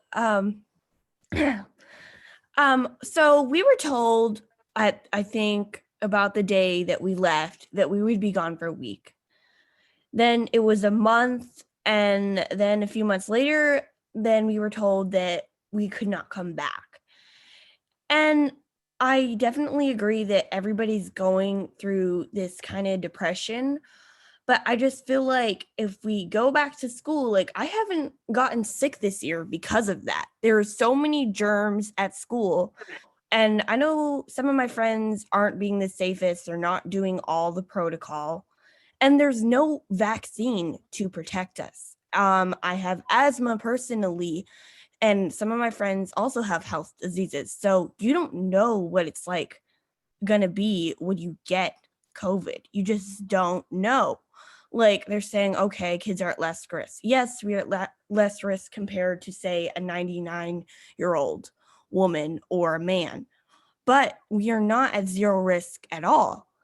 And so I just like really think that our community needs to be educated about this, because I can't sit in a classroom and have somebody say that with a mask on, 6 feet with a roof over my head is safe, because I am not only in a classroom with 42 kids with a roof over my head, but I mean, I don't know where they've been, what they've been doing, if some of their family members have COVID still, but they can't take care of them at home, so they're sending their kids to school still. You just don't know all the factors. And so there's no guarantee that I'm safe. And I just really think it's important that we do not open up the schools yet. I mean, yes, I hate being at home like all the time, but there's options. Like I can go outside with a mask on. I know not everybody lives in a community where they can, but I mean, it's safer than sitting in a hospital bed with the virus, because you just don't know. So yeah, I just really, I mean, I honestly, I'm not a huge high tech person, I would say. And no one asked for this. I didn't sign a form saying, okay, I agree to this. No one did. But, you know, we're doing what we can do. And I think the best we can do is not go back to school right now. Like, yes, sure, we're being safe. Yeah, okay, we're going to clean down all the surfaces. But I've been in a classroom where a kid sneezes or coughs and does not cover their mouth without even thinking about it. And, you know, not every surface can be clean like every second, because a virus can sit on a surface, we've figured out from researching, and I could get the virus by touching it and then wiping it on my eyes, for example, because that's where the virus can enter. So there are those factors. I want to make change, but at the same time, I want to be safe doing it. So I wouldn't say that I would want to be like marching like we did for racial justice. I mean, I am a Black girl. I support Black Lives Matter 100%. But at the same time, I support other people's health issues and mine and our communities. And I just think marching may not be the answer, but I still want to take a step. And so, yeah. Thank you.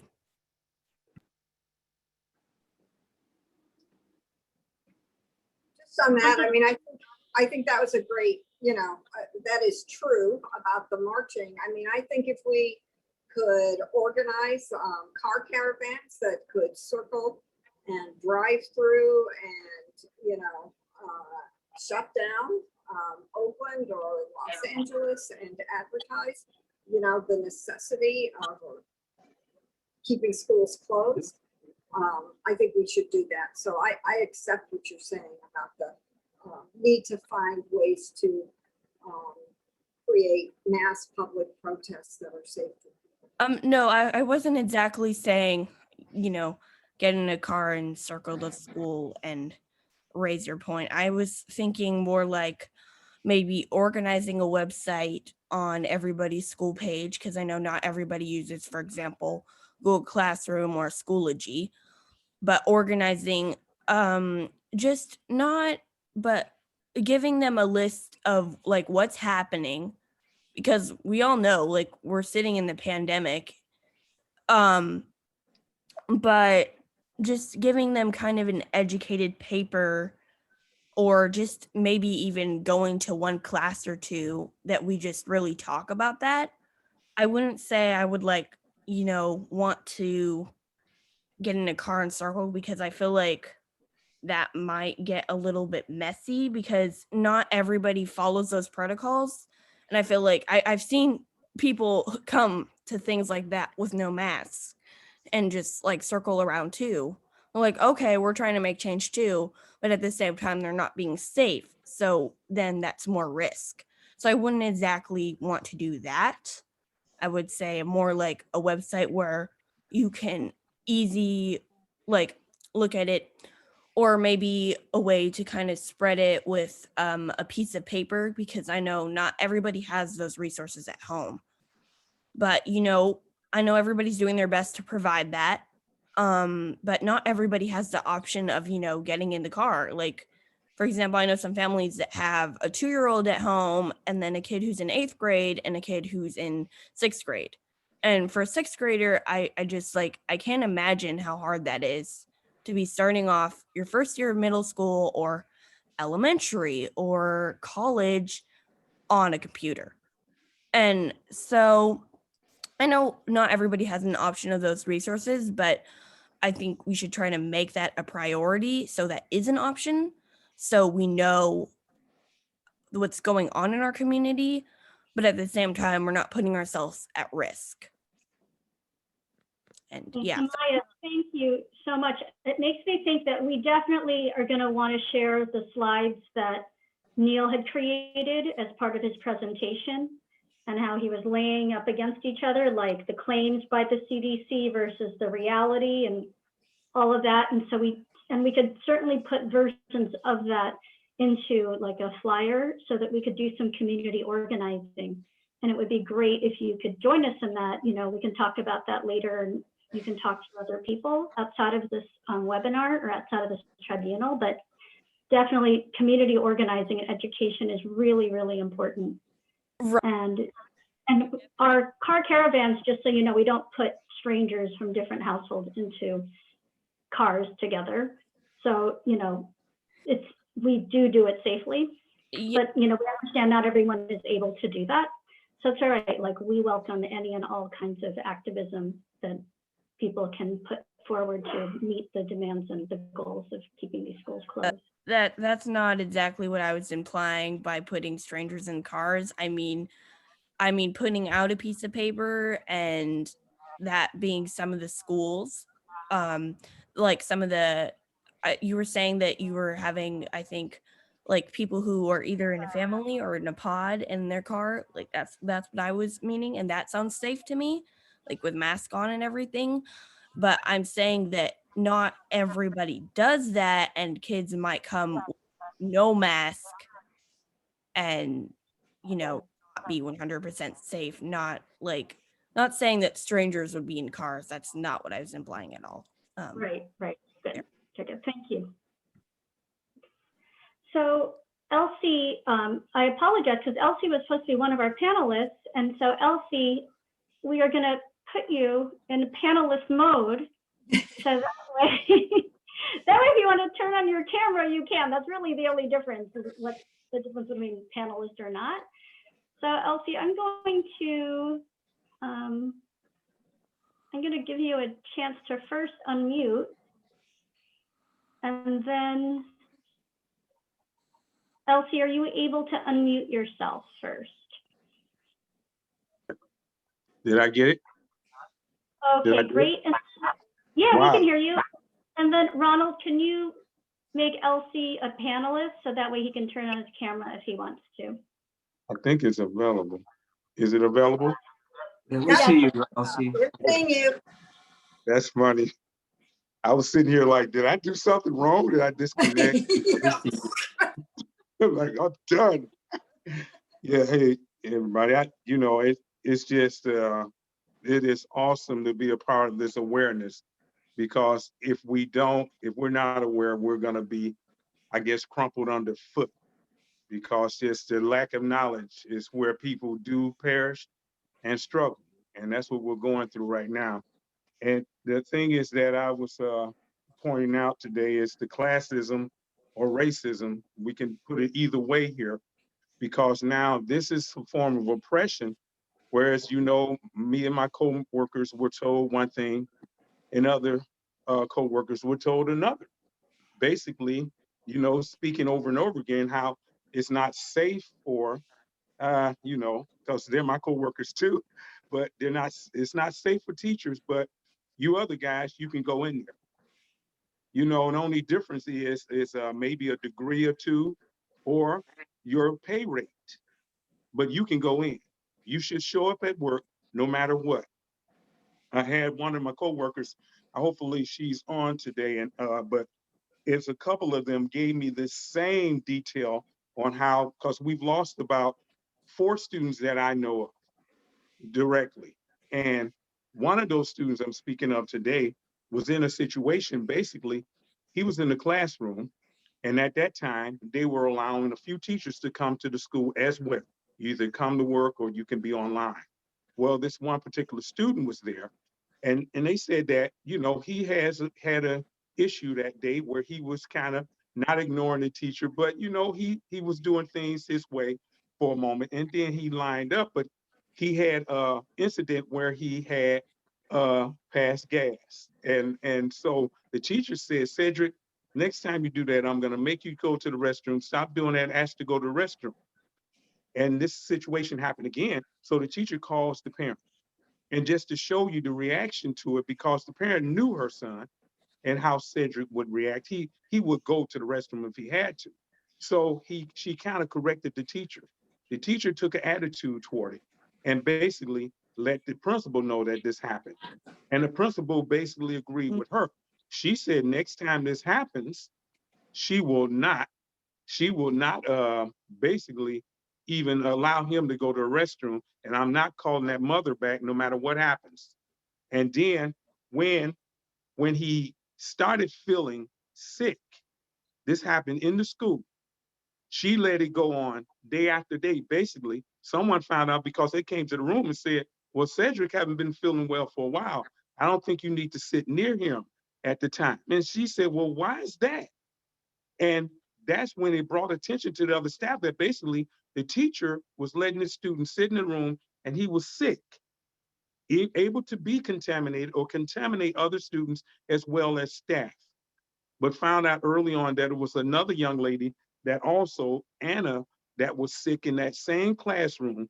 And somehow her and Cedric, well, wherever the case is, Cedric got infected by her.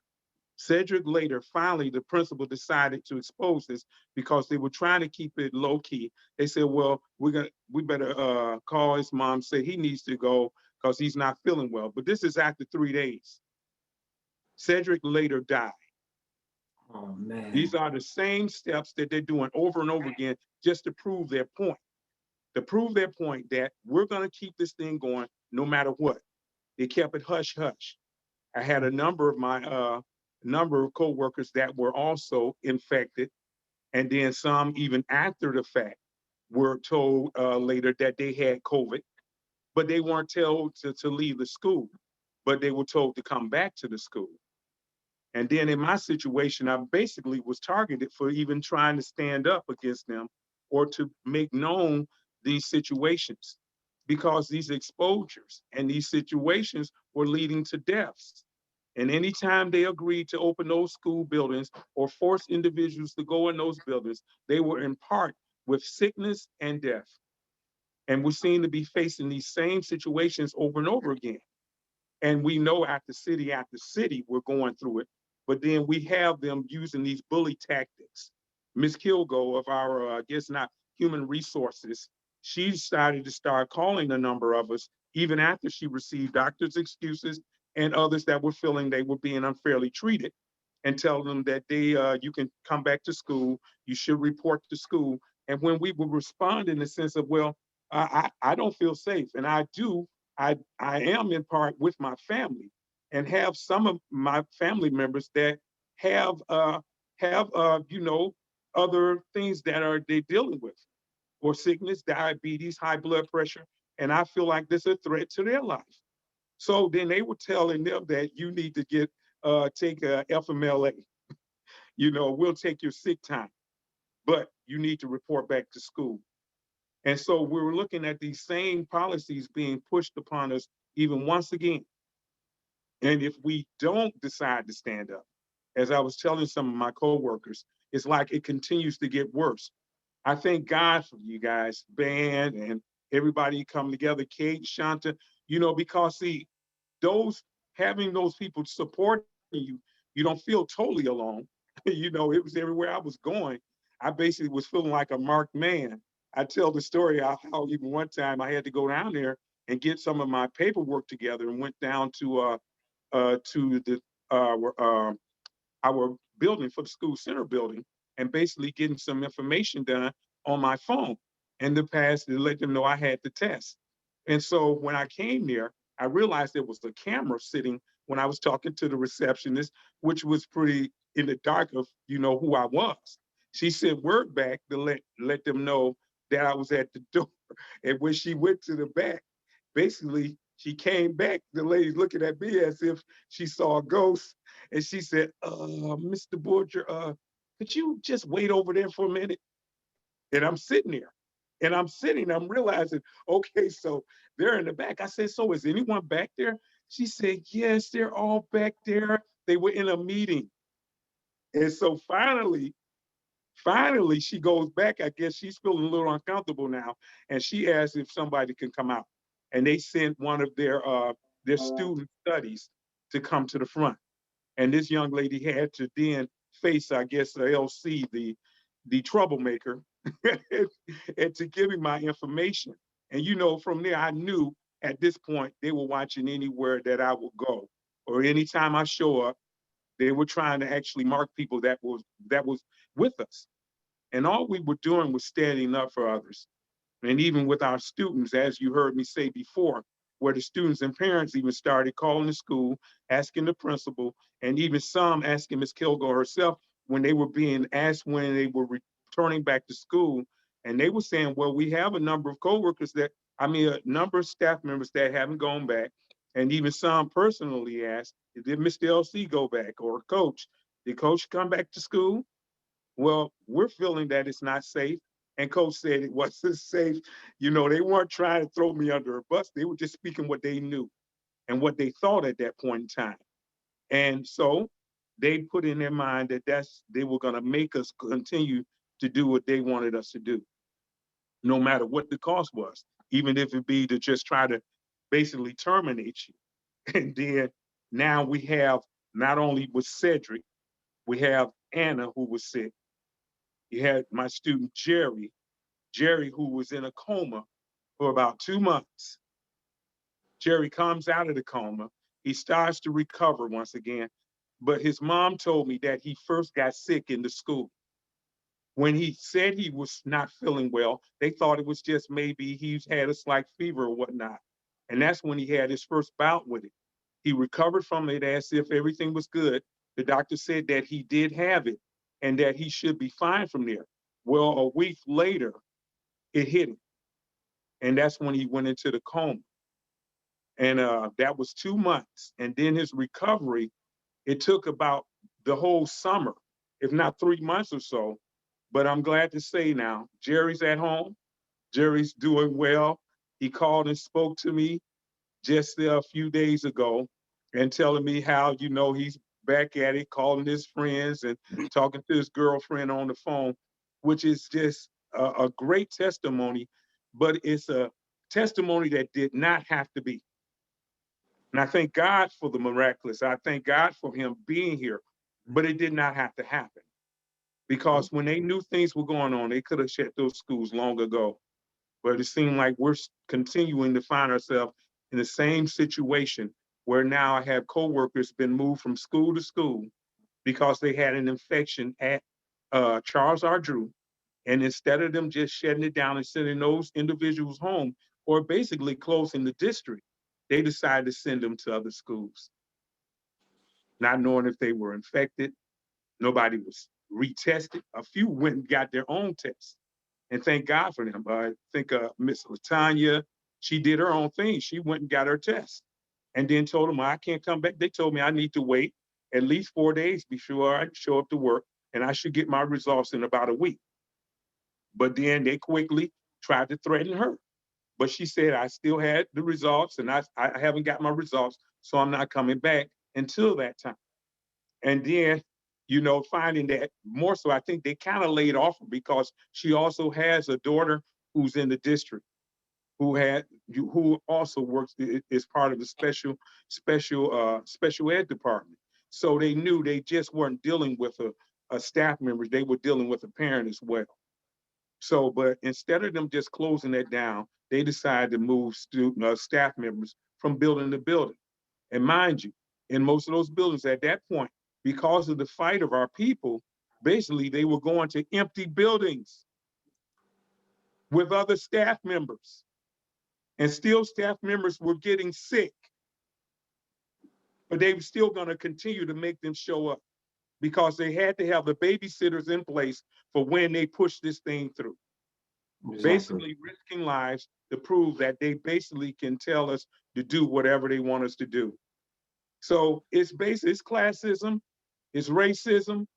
These are unfair, I say unfair working conditions and unfair labor practices that they basically put upon us. And we have to decide that we're going to continue to stand up. And I just wanted to say that we need to fight. We need to stand. And just like the young lady said, we're going to find ways to continue to protest and make it known. We need to get more parents involved, let them know it's not us against them, it's everybody versus COVID, you know, and that we're going to do anything we have to. But when big business decide to treat people any kind of way, and they use the schools to do it, we need to stand up and say something. I would say, well, you need to find a way to get in the way. And I think we're doing well with that. And I just want to encourage everybody, keep on fighting. Don't be quiet, make some noise.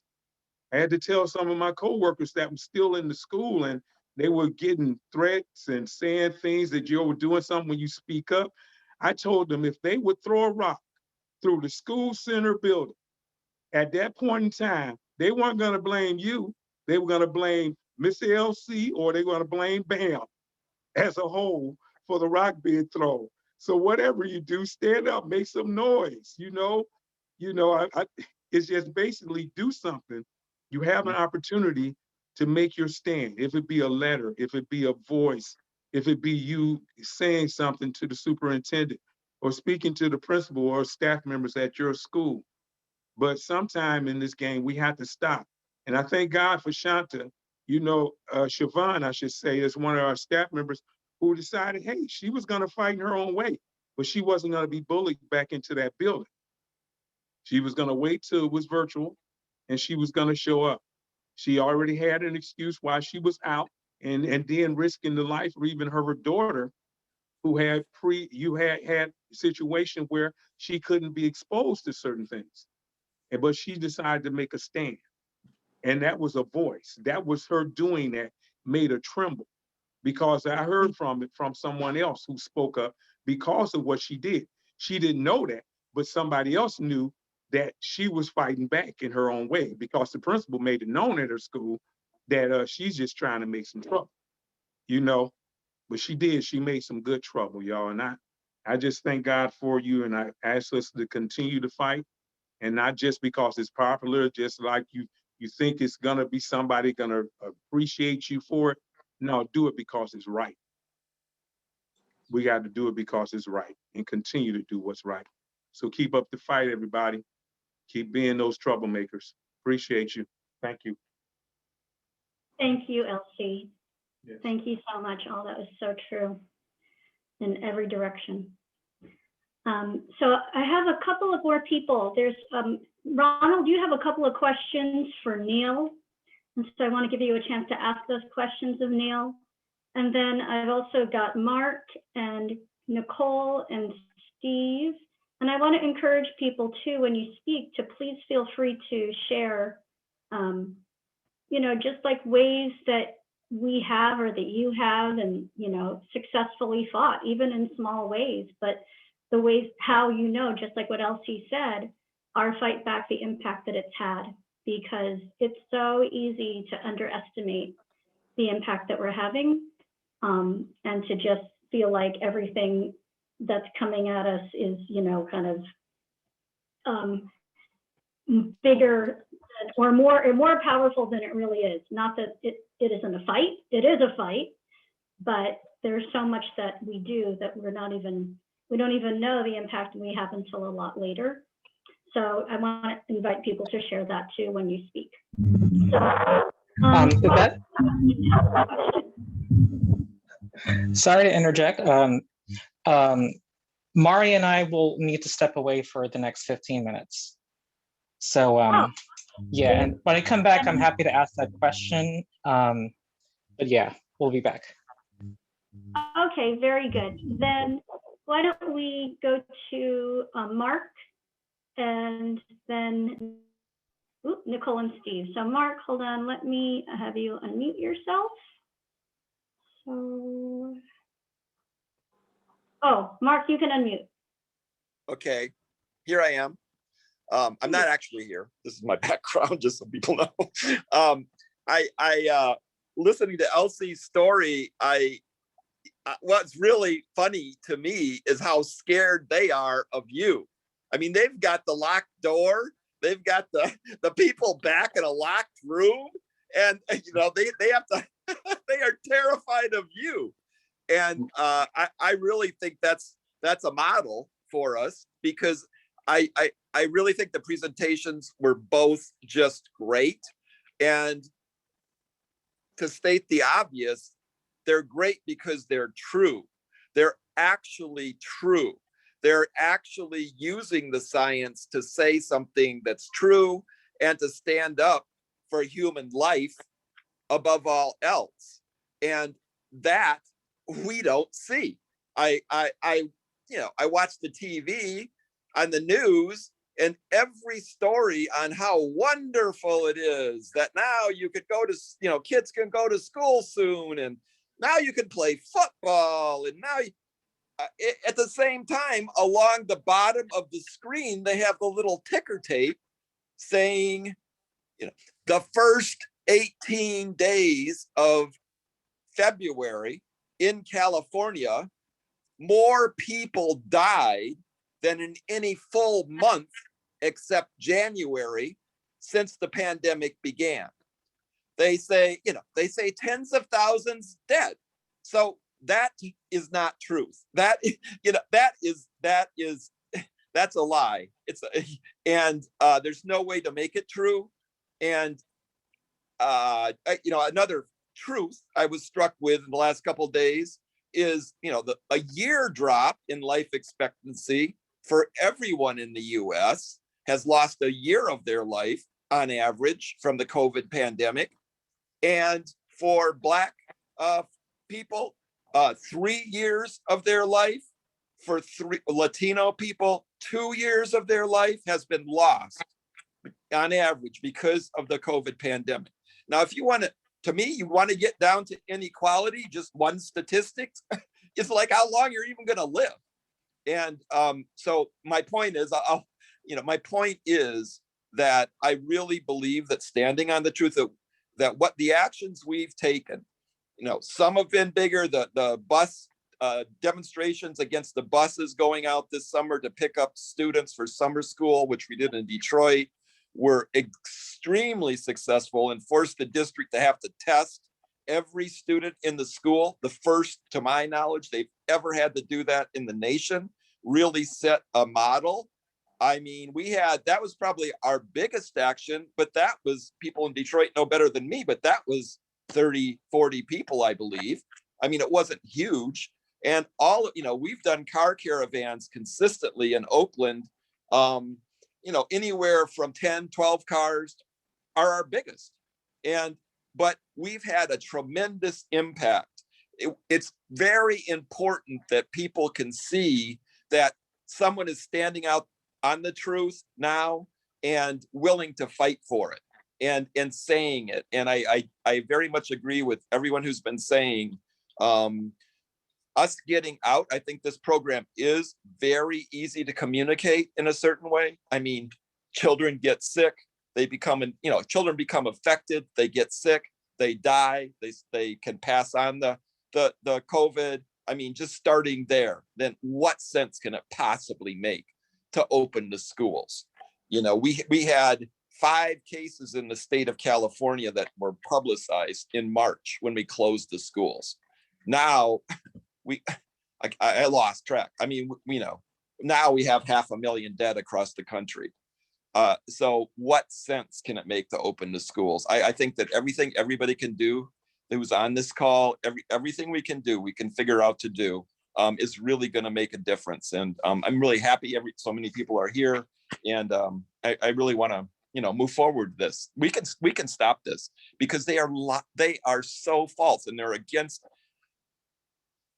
David was representing an oppressed people, and he knew where to aim his stone. And I feel like we know where to aim our stone, because they are so full of it. So let's expose it and let's fight. Thank you very much. And Mark is a teacher in Oakland, California, and Eon BAM organizer. So we have a teacher from Philadelphia, I think, Nicole, I don't know if you had gotten my message for you to unmute, but I think. Yeah, hi, sorry, I muted myself again, but I'm here. Okay, great. So if you want to say, and apologies, people have asked in the chat, can everyone say where they're from too? And anything else you want people to know? So if you could tell us again where you're from, and you can go ahead. Yeah, absolutely. I'm sorry, I'm on my phone and I don't know why my camera is not on. But yeah, my name is Nicole Weiglandowski, and I work here in Philadelphia for the School District of Philadelphia. And the School District of Philadelphia has been completely virtual since we closed down in March 13th of 2020. But but not without a lot of back and forth. So there's been like, oh, we're going back in September. No, we're not. Oh, we're going to go back now in November. No, we're not. Oh, okay, we're going to reopen in February. And now we're at a standstill here in Philadelphia. So it seems like about every 3 months or so, we are being told, that we are going to go back. But Philadelphia has a very strong teachers union, and we also have really great community support, which I think is the biggest piece. And all of this is the community support. I don't think you can really take either two of those things, but from my opinion, from where I'm sitting, the teachers union and the community support, you got to have both of those, or else it's not going to work. Unfortunately, that hasn't stopped the district from, keeping on attempting to reopen these buildings, even though they were unsafe before the pandemic. And Philadelphia School District, the buildings are filled with, and like, you can research this, it's on their homepage. They will tell you classroom by classroom exactly how much asbestos is in the classroom, in our floor tiles, in our ceiling tiles. We've got lead paint still in our building. We have mold problems. We have rodent infestations, like things that, like, you're like, how is this still happening in 2021? How is this okay to federally mandate children to go into these buildings that are unsafe? And now that there is a pandemic and we are forced to really critically look at the safety of buildings, it has just blown all of that up.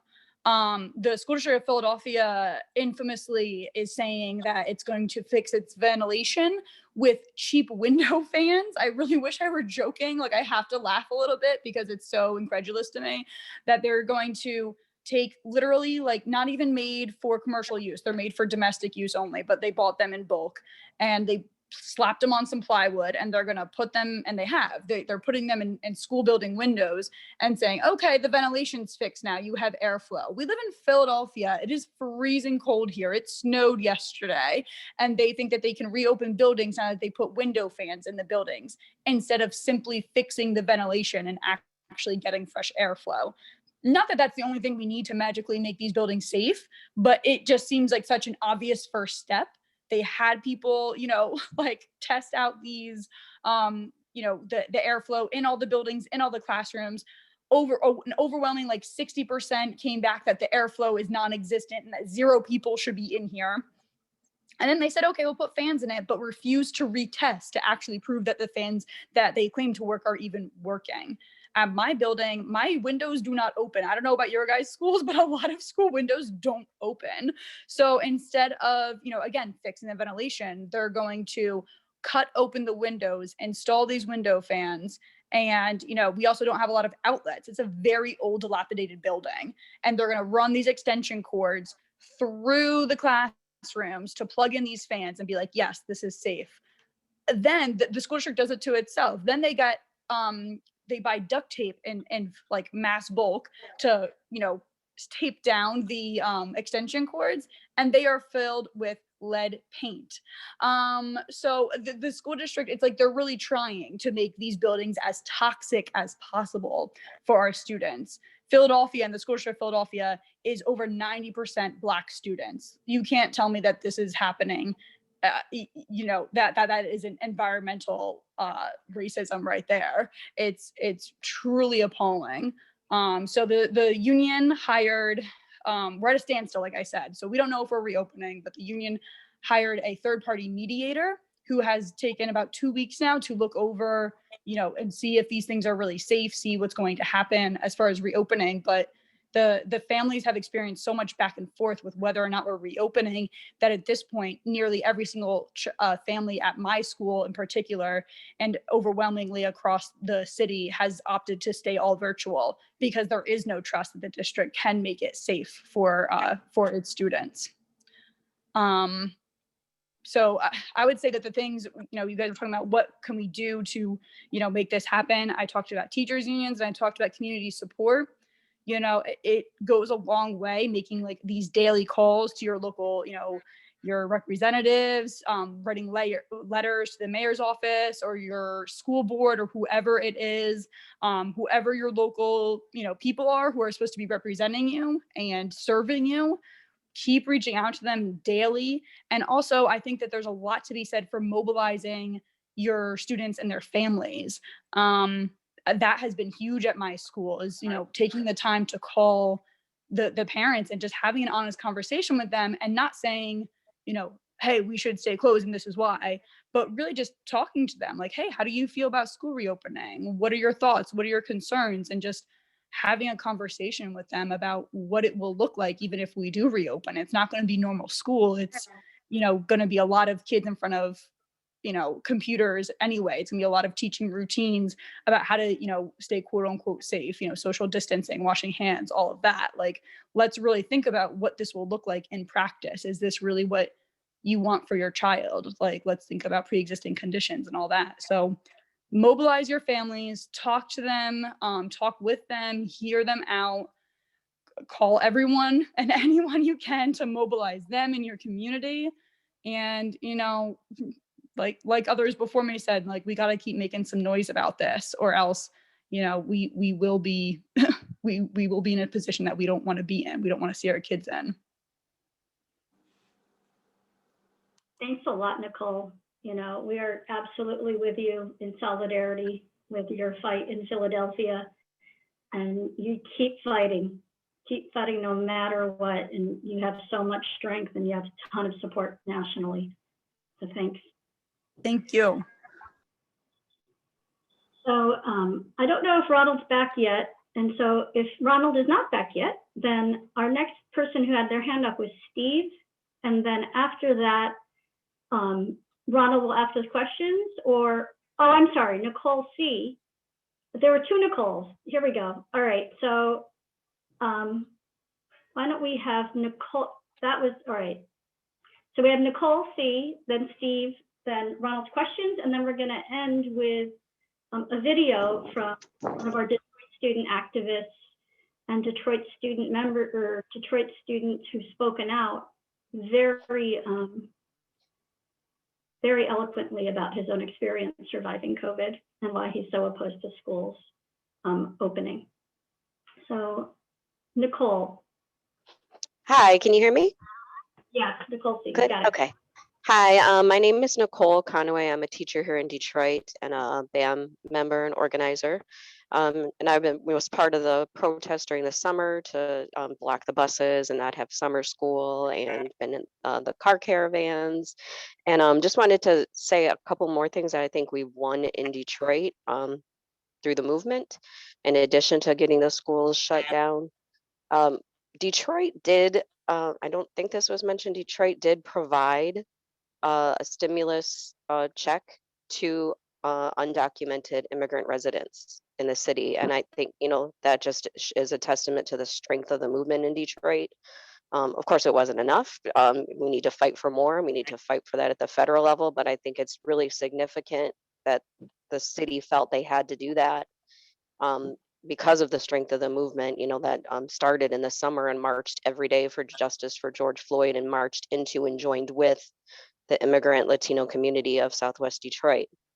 So that's one thing. And then also, when LC was speaking, it reminded me, I think, I'd have to say, I think it can partially be attributed to the highlight, his leadership put on Drew and those young adult students who are 18 to 26, I believe is their age range, with disabilities. And Detroit is the only city that I've heard of so far that has opened up vaccinations for all people with disabilities, as long as they're of age, like 16, that the vaccine is approved for, to receive the vaccine. And I just think that's another big victory. So I say that to say, we really can win when we fight. We know it because we've done it and we are doing it. And just also wanted to add, in addition to telling the truth about, the science and the statistics, which I think, were great in Neil's presentation, telling the truth about, that most of our parents and families do not want to go back. And, speaking the truth and exposing that lie that the districts are using to say, oh, the parents want it, the parents need it.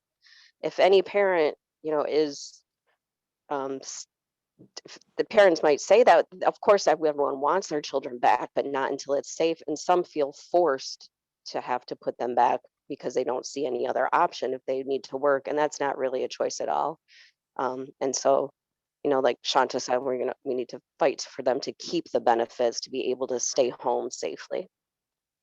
Yeah, that was it. Thank you. Thank you very much, Nicole. Thanks a lot. So Nicole is a teacher in Detroit. So we also have another teacher from Detroit who's going to be speaking today. Steve Kahn is also the former president of the DFT. And so let me unmute you, Steve. And then after Steve, we have Saresta Smith from a teacher in Florida, and then questions to Neil. So go ahead, Steve. Oh, hi. Yeah, Steve Kahn, Detroit teacher. I very strongly agree with the report. Thought it was great. I very much appreciate the research Neil did, and especially liked LC's and Shanta's determination that we fight by any means necessary to win this, because there's so much on the line and we've accomplished so much. I agree very much with Nicole. I've just been really trying to think about what we can do. I'm a teacher, and I think teachers are so much that end up being the key in this situation, or part of the key across the country, if I understand it correctly. Just without any organization, just parents and students have chosen to do whatever they can in the overwhelming majority of cases to stay home and avoid going in, no matter what the media will say. Real statistical evidence and anecdotal evidence by just about anybody you talk with is that the parents and the students are trying to get online. They're not happy. They prefer the virus to not be there, but with the virus, they much prefer online because they want to live. And we've just got we have got to, as teachers, back that up and support that. And they're looking, our enemies here, truthfully, Biden, the school boards trying to get us in, are our enemies here. And we have got to take a stand. And I think we've got to wrestle with our fellow teachers not to go in, and especially in these cases where teachers really could exercise a right to stay home and are going in as supposedly the hero. You're not being heroic at all, fellow teacher. And I think we have to stigmatize this part, this situation. I right now in Detroit, Vitti, the superintendent, Nicholas Vitti, is going to open the we've been 100% online. They're going to try to open up learning centers on Wednesday where students can go in and get on and be on their classes, be physically in the building, in the auditorium or something like that, online with their classes and their teachers, all of whom will be home. And it's an outrage, and it's designed to start, I think, this Wednesday with all non-teachers union employees supposed to be at their post on Monday.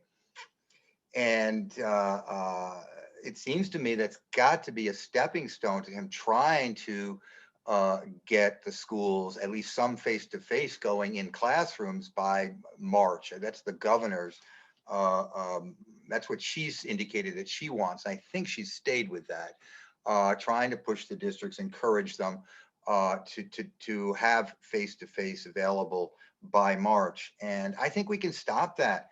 But I think above all, it rides on teachers, or at least part of it rides on us as teachers and activists to convince the other teachers and stigmatize their participating in this.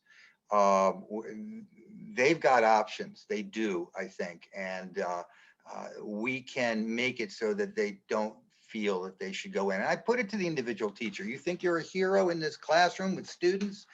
You're a hero? You're not a hero at all, because you're there. The other students are there, the students are there, and then somebody takes a virus home and their parents gets killed, or their grandparents dies, or they die. You may never even get the information. The school district doesn't look to collect the information. You're not a hero at all. You're to blame for this. I don't know exactly how to put it, but I think I have to put it, and I have put it pretty hard to teachers like this. And I need to find ways personally, and I think we all do, of trying to put it even harder to them. That they, in their hands is the difference to whether there's life or death here. And it's critical. There is a kind of movement in this country. It's very atomized. It's very strange. It's a mass of millions of parents and students, overwhelmingly working class, but also middle class, saying, we're not participating in this. Even though the president of the United States is saying, go in, and the governors are saying, go in. No, we're not. And we've got to build on that movement. We have been building on that movement, certainly in Detroit, where we've been very successful. But we've got to continue. We absolutely must continue. And I think us trying to get more discussion amongst teachers and stop the face-to-face. In Chicago, it took the union to intervene on the side of the district, get the teachers in. That's my understanding of what happened there, that overwhelmingly the teachers were not going in. And certainly the parents and students didn't want to go in. But Lori Lightfoot, the Democratic Party mayor, figured that if she could force the teachers in, then she could use that to try to attract the students and the parents to come in. And she wasn't having any success till the union came in and negotiated with her. And then they have now the union and the board, if I'm not mistaken, the union and the mayor saying you must go in. And the agreement includes a real retaliation against you that if you don't go in. So in a sense, the teachers there are like the non-teaching staff in Detroit, threatened with heavy discipline, including firing, I think, if they don't go in. If we can avoid that situation, we're in a much stronger position. We've just got to try to avoid it. And we can, as long as we're fighting every inch of ground on this, which begins with those learning centers opening and moves on to trying to keep face-to-face from coming back up in March. I really do believe that. And I think we really have an opportunity here. So I guess that's it for now. And I really, again, appreciate what we're doing today and look forward to more of this, as we grow and get more people to sign on with us. Great. Thank you, Steve. Thanks a lot. Again, Steve Kahn is a teacher in Detroit, Michigan, and former president of the DSC. So Ronald Cruz is back and has some questions for Neil Lyons. So Ronald, I'm going to turn it over to you. And then I also see there's a couple of people who have their hands up, and I sent a message to a couple of you. So if you could just respond, that would be great. And in the meantime, Ronald, why don't you go ahead? Hi, I'm Ronald Cruz. I'm a longtime BAM organizer and a lawyer in San Francisco. Just had a couple follow-up questions on Neil's presentation, which I'm very thankful for. One is there's various kind of unspoken myths out there and or some of them spoken. And I just want to know if you have some responses to them. One is that, you know, it's been referred to already by you that there's this belief that we're on a downtrend in the virus. And what's kind of unspoken is the idea that supposedly the worst is over.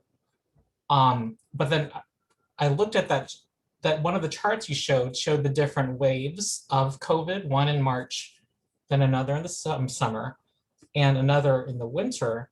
And every wave got bigger. And I know that part of why the winter wave was so big was just the nature of things supposedly spread more in the winter months. And but I want to know if that's part of that is related to what you're talking about, which is the virus getting more infectious over time. Is it also because the virus was spreading on the basis of its previous success up to that point in spreading farther in the population? And then also the fact that this big wave happened in the context of many schools being closed to in-person learning. And I think there's also another unspoken myth that this virus does not evolve, and that the US has shown kind of through its failures that it's not really getting it together to prevent it being exposed to people.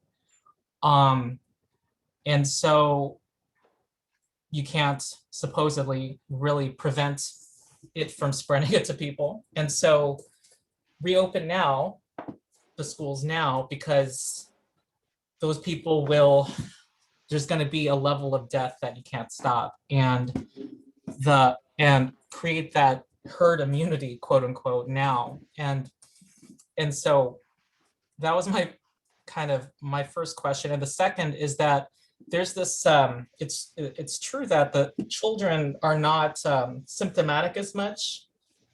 And I really don't trust that statistic that they're not spreading it as much because children are not getting tested. But I want to know whether this ability and this just fact of the virus mutating could also mean that if schools reopen and the new predominant way the virus can spread would be via children, whether that invites a danger of the virus mutating so that it is spreading more effectively among children and also more dangerous to children.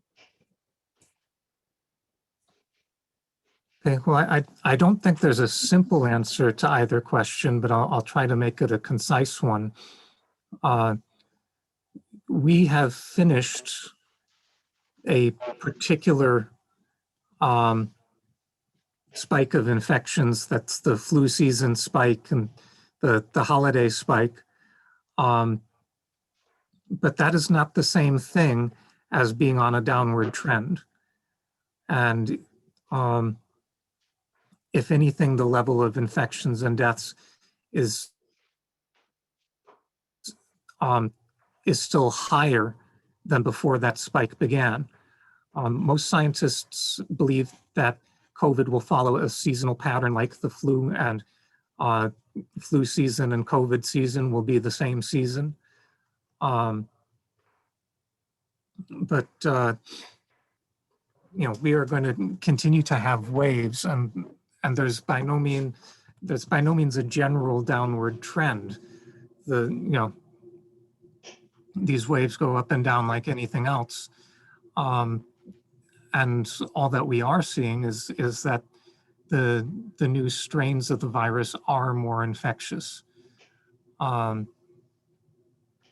Undoubtedly, schools have a big impact on how big those waves are going to be. The last study I showed emphasized that closing down schools was the second most powerful measure out of everything governments tried when it came to slowing down the rate of transmission. The number one measure that had the strongest effect was banning small group gatherings. Well, that's the holiday season. And Thanksgiving and Christmas, absolutely made, absolutely made the pandemic much worse. And so we are feeling the effects of that. But there is no responsible scientist who can or should project that any of this is just miraculously going away. But that's the lie that you're supposed to believe when they are referring to the fact that we've just been on a downward trend. We have had multiple upward and downward trends throughout this pandemic, and none of them mean that this is magically going away. That's basically just another way of telling Trump's lie that, there's a miracle. For the evolution of the virus among children, wherever you have the virus spreading, that is going to be a new habitat for the virus to figure out how best to reproduce. If a school environment is an open forum where people are congregating, the versions of the virus that will come to be dominant are whatever versions of the virus best spread among children. And that's the simplest truth about evolution. If you are opening schools, you are basically telling the virus, here's the direction you need to move in. Here's your new habitat. Get really good at living here. And the UK virus is by March likely to be the dominant strain of the virus in most parts of the United States, definitely here in Michigan where I am. It is more infectious, and it also makes people sicker, because one of the reasons that it happens to be more infectious is that it's really good at replicating inside your body and producing, millions upon millions of copies of itself inside of you. It takes over more cells and uses more of your body to replicate itself. And there isn't much data on how any of the new variants has changed the ballgame for how the virus spreads among children. These are relative unknowns. But the one thing you can be certain of is that among the countless mutations, and right now there's estimated to be 4,000 active variants of the disease around the world. Well, out of those 4,000, if you have an open school, the basic rules of evolution apply, the law of nature. Whichever ones reproduce best among the children, those will become dominant. That's the one thing you can count on. Every time you see a news article about a new variant, you may not know anything about it, but if it exists, and if it has started surpassing the original strain it came from, which it would almost have to do in order to become known, well, it's more infectious. It wants to become more like the flu, more like the common cold. It wants to be spread just that easily, not just through the occasional adult super spreader, but it wants to be spread by everybody. And that's not to say it has a conscious will of its own, but that is as much a law of nature as gravity or electromagnetism. Whatever reproduces best will reproduce more, and it will begin to replace the things that are not as good at reproducing. That's all that evolution is. I hope that answers your questions. Thanks a lot, Neil. Thanks. Shanta, you wanted to say something, so I'm going to turn it over to you. Hi, thank you. I wanted to just say a couple of things. First, I wanted to put a challenge to teachers to use some of the time that they have in their remote classroom settings to facilitate a discussion about school reopenings with their students. And I feel like this is so vital because we need student leaders to really, at the end of the day, to make this work and to make this fight successful. And I think that there are a lot of teachers have access to the students. We just need to organize that access in a way that provides students with the information that they need and the arguments so that they can participate in this fight. The second thing I wanted to say was that I really appreciate all of the contributions that have been made, and they made me think that one, that we need more, at least another one of these tribunals, and probably many more, and that if it's possible to organize discussions like this or tribunals like this for individual school districts or even individual schools that can bring parents and teachers and students and activists and scientists like Neil together to really plot out how to stop these reopenings. I agree with everybody. I don't know parents who are like fighting to send their kids back that aren't either Trump supporters or people who really don't like their kids. So I think that, you know, the vast majority of parents want their children to remain safe. I think the vast amount of students who know what's going on at every age don't want to return to school if the cost of that is human lives. We just need to organize that. And then last two things, I think on the, Steve was mentioning the opening of these learning centers in Detroit. And last fall, we found it really, really effective to be flyering, leafleting, open schools and places that the district was trying to reopen so that we could get the truth out to parents and to students. And most of the people we talked to had no idea about what the truth was, and it really made it possible to expand the fight to shut down the schools. And we're going to need to do that every city where there's an attempt at opening some type of educational program. And then the last thing I'd like to do, I know we have a couple more speakers, but I do want us to take a vote on a couple of, on a few of our demands. So I would like to take the vote to see if we can get I'd like to take a vote on the demand that we'll be raising for school boards and at every level of government that no school reopen until every student is vaccinated.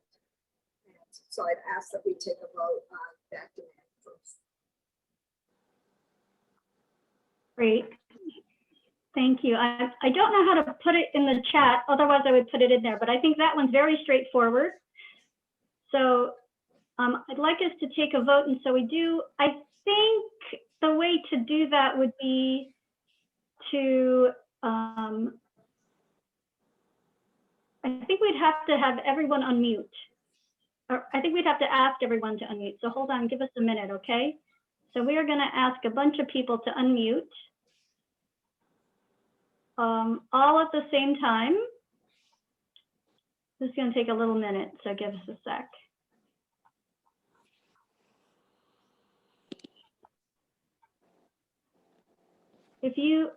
Sorry, give me a minute. I think we should probably do it by voice is the easiest way.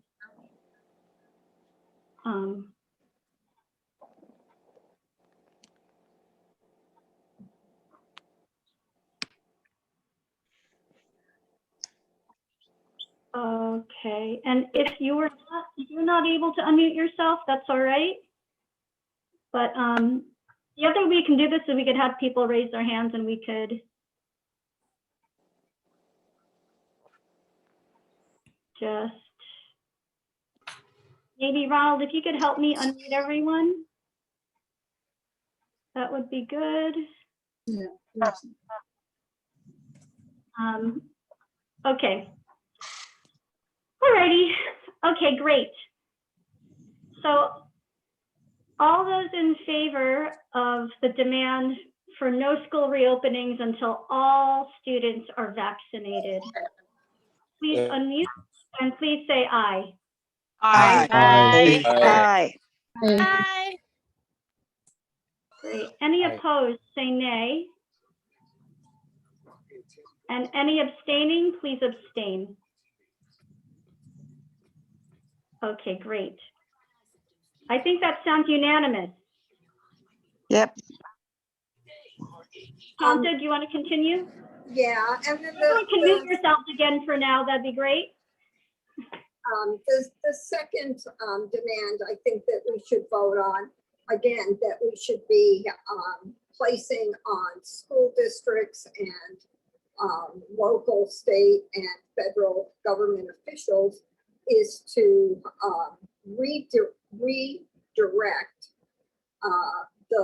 their efforts to reopen schools into providing higher quality on remote education for people through hiring more staff, providing more resources, including computers and hotspots and everything that it would take to make remote learning really successful. So I guess the easiest way to put it is that we are demanding that government at all levels put resources into remote learning rather than school reopenings to make it much, much more successful than it is right now. Excellent. So if everyone can please unmute, we're going to take a vote on that demand to increase resources so that remote learning classes can improve. So if everyone can please unmute, we're going to call the vote. So all those in favor of that demand, please say aye. Aye. Aye. Aye. Aye. Okay, any opposed, say nay. And any abstaining, please abstain. All right, I think that's unanimous too. Thank you. If everyone can unmute, Shanta, continue, please. I mean, if everyone can mute, please, and then Shanta, go ahead. Yeah, and I think the last thing that we should vote on, and I think that people have been giving seconds to my motions, please keep doing it, is that we take a pledge to unite students and parents and students in a single fight to keep the schools closed. Right now we know that parents are pitted against teachers and teachers against students and teachers against parents, and we know we can build success. We know we can successfully stop this from happening if we pledge that we will build on struggles that unite teachers and parents and students in a single fight to keep the schools opening. So I would ask that that be the first point of a pledge, and that the second point be that we will fight for every parent to receive all of the support that they are receiving now, and any increases in support packages so that their sons and daughters can continue to receive remote learning as an option and can continue to stay at home and be safe. So it's support for maintaining all of the current programs that make it possible for students and parents to have remote learning, to take advantage of the remote learning option. And then the last point is that that we pledge to fight so that every undocumented person, again, that we can fight at all levels of government for this, are entitled to receive all of the benefits and all of the rights and all of the safety measures that are afforded to every other American to fight the pandemic. Those three things. Right. All right. So I heard a couple of things there. So remind me if I forget one. One of them was that we're going to vote to, one, pledge that we build a united fight of teachers, school workers, parents, students together to fight to keep the schools closed until all students are able to be vaccinated. And with that, then, that we're fighting for all the economic supports that exist, at least, and for no loss in any of those economic programs that families are able to take advantage of if they're staying home during remote learning. Did I phrase that right, Shanta? That's close enough. I think that's close enough. Okay. Regardless of immigrant status. All righty. Okay, good. So if everyone can please unmute now. So all those in favor? And the third was extending all benefits and rights to undocumented communities, people. Yeah, I was going to take that as a separate vote, but we can do it all together because all those go right together anyway. And specifying extending all economic supports and rights to undocumented parents, families, and students. So if everyone can please unmute, all those in favor, please say aye. Aye. Aye. Aye. And any opposed, please say nay. And anyone abstaining, please abstain. All right. Okay, great. That is unanimous.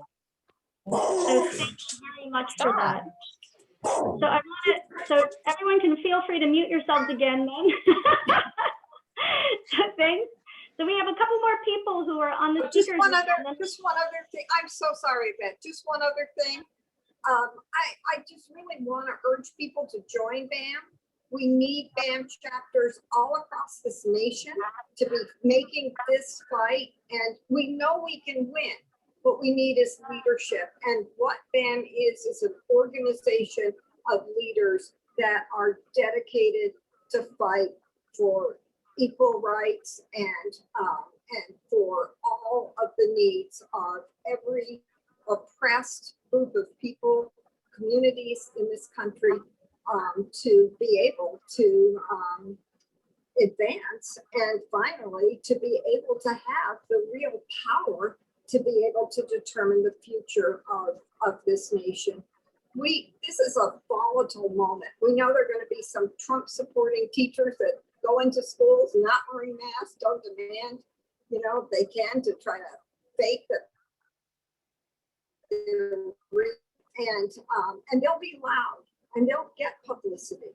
What we need on our side is the leadership of the great mass of Americans who want this country to be a nation that is that offers equality and justice and freedom and opportunity and prosperity to all. So please join them. Great. So I want to call on Leanna and Tony. I think I'm actually going to call on Tony first, just because Tony is from further away and I'm not sure how late it is over there. So I'm going to call on Tony Gard, who is the head of BAM's sister organization, Movement for Justice by Any Means Necessary. So Tony, you can unmute. Yeah, I'll be really brief. I mean, what struck me in listening to this whole tribunal is the parallels between the situation in America and the situation in the UK, where we've got exactly the same pattern of the increase, and as I think Ronald was saying, you look at the graph and each wave gets worse. So when they say it's going down, it's going down. If it is going down, infections are going down, then they're still above the previous high point. And that's what's been happening here. The situation became so dire after Christmas that once again, the government was forced to bring in a new lockdown. That was simply the pressure from the better sections of the scientific community and from, you know, and from parents and from the trade unions as well. And the teaching unions here have been pretty strong, including the university teaching unions, have been pretty strong on opposing this. My daughter, who's in a teaching union in Goldsmiths University in London, they're actually on industrial action right now, refusing to carry out in-person teaching. And I think there are a number of other places doing that as well. It's that kind of pressure, but also the simple fact that the National Health Service in Britain, the Public Health Service, was simply collapsing. It was just in a state of total collapse. They were having to turn big general hospitals into nothing but intensive care units, gigantic intensive care units. The people working in the intensive care units were anybody they could get in, radiologists, lab technicians, anybody in the hospital who got any kind of qualification at all in anything would be drafted in to support intensive care. That was not just at breaking point, it was breaking down. And now we're expecting tomorrow to be, sorry, not tomorrow, Monday, that the Prime Minister here, who was a big Trump supporter until he lost the election, Boris Johnson, is going to make an announcement about the way forward. And it's widely expected that he is the key part of that is going to be an attempt to reopen all schools in England on the 8th of March, all in one go. And I think that is going to get a major backlash. So yeah, this is an international question. It's an international fight. And so solidarity from Movement for Justice in London, and our fight is your fight is our fight. Thank you very much, Tony. And thanks, it's nice to see we have other people from Britain here too, including some people visiting from Britain. So thank you again. So I think we're going to end with Leanna, who has her hand up, and then we're going to watch a video of Brian Davenport, who's a student in Detroit who had survived COVID and have some words, and then say a couple more things, and then we'll wrap up. So Leanna. Hi, I'm Leanna. I'm a member of BAM in Detroit and healthcare worker. And I worked at Children's Hospital in Detroit for a really long time. And I just wanted to say something about the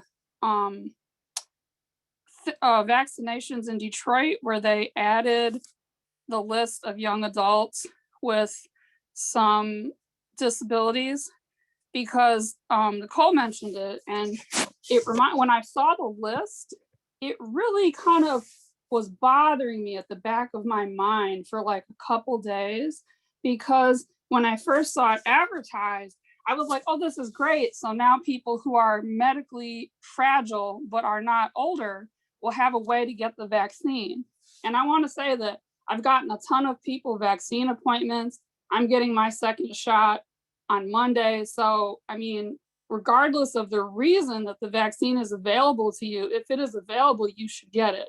But if you look at the list, when I clicked on the list from Detroit to see what the expanded qualifications for young adults was, it wasn't what I expected from when I worked at Children's. I expected it would be young people with autoimmune diseases, heart conditions, respiratory stuff. But when I read the list, it was cerebral palsy, autism, Down syndrome, muscular dystrophy, Tourette's, ADHD, spinal bifida, and hearing and visual impairment. And I do think there are some other ones that are not listed that you could probably still get a vaccine for, but you would have to call. But those are the ones they're advertising in the media and on the city website. And I just was thinking about it. And then it dawned on me one day. I was like, oh, I know why these things are on the list. Because the one that was really at the back of my mind, I was like, ADHD, how is that on the list? And I was like, oh, it's because these are the young people who are requiring the most care from their caregivers, who would normally be in a school like Drew, but it's not safe for them. So their caregivers are staying home and not going to work. So I think that everyone who's qualified should get the vaccine.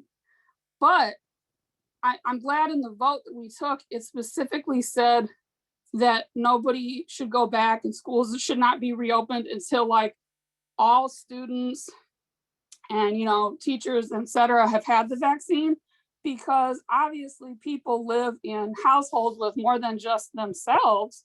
So if you have a young adult who would normally be in Drew or some kind of adult daycare because they have Down syndrome, and they get the vaccine and they go to school, if they're exposed to COVID, they may not get sick, but the vaccine does not stop you from carrying the virus to other people very well at this point. So you can still expose other members of your family or staff members' family or other students' families. So I just did want to, I'm just bringing this up because I want to say, on the one hand, if you can get the vaccine, get it, no matter what the reason is that it's being made available to you. But we can't, I just think we have to think critically about why the groups that are being made eligible are being made eligible when something like seems just kind of off. Because when I saw it, I was like, oh, this is a part of the push to reopen the economy. That doesn't mean that those people shouldn't get the vaccines or that's a bad thing. But that also doesn't mean that we should be like, okay, cool, now we can open Drew. And I just feel like we should recognize that that's what is the intent. So anyway, maybe people will disagree with that, but it had been on my mind.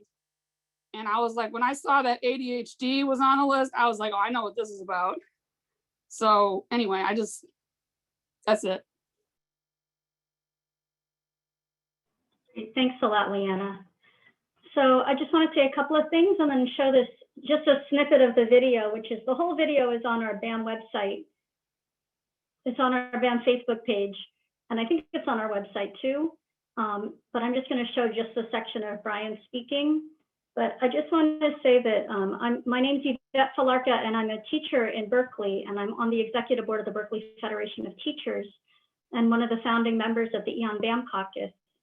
And the points that people are making in this meeting and in this tribunal about just the importance of speaking out and telling the truth, and also talking to your students about what is happening and their thoughts on this, and the different issues that are at stake, and how their own safety is at stake is really, really very true. And this is coming up, of course, now because there's all this news that's out there, but also in our district, we've been fighting to keep the schools closed, and we have succeeded in doing that up to a certain point.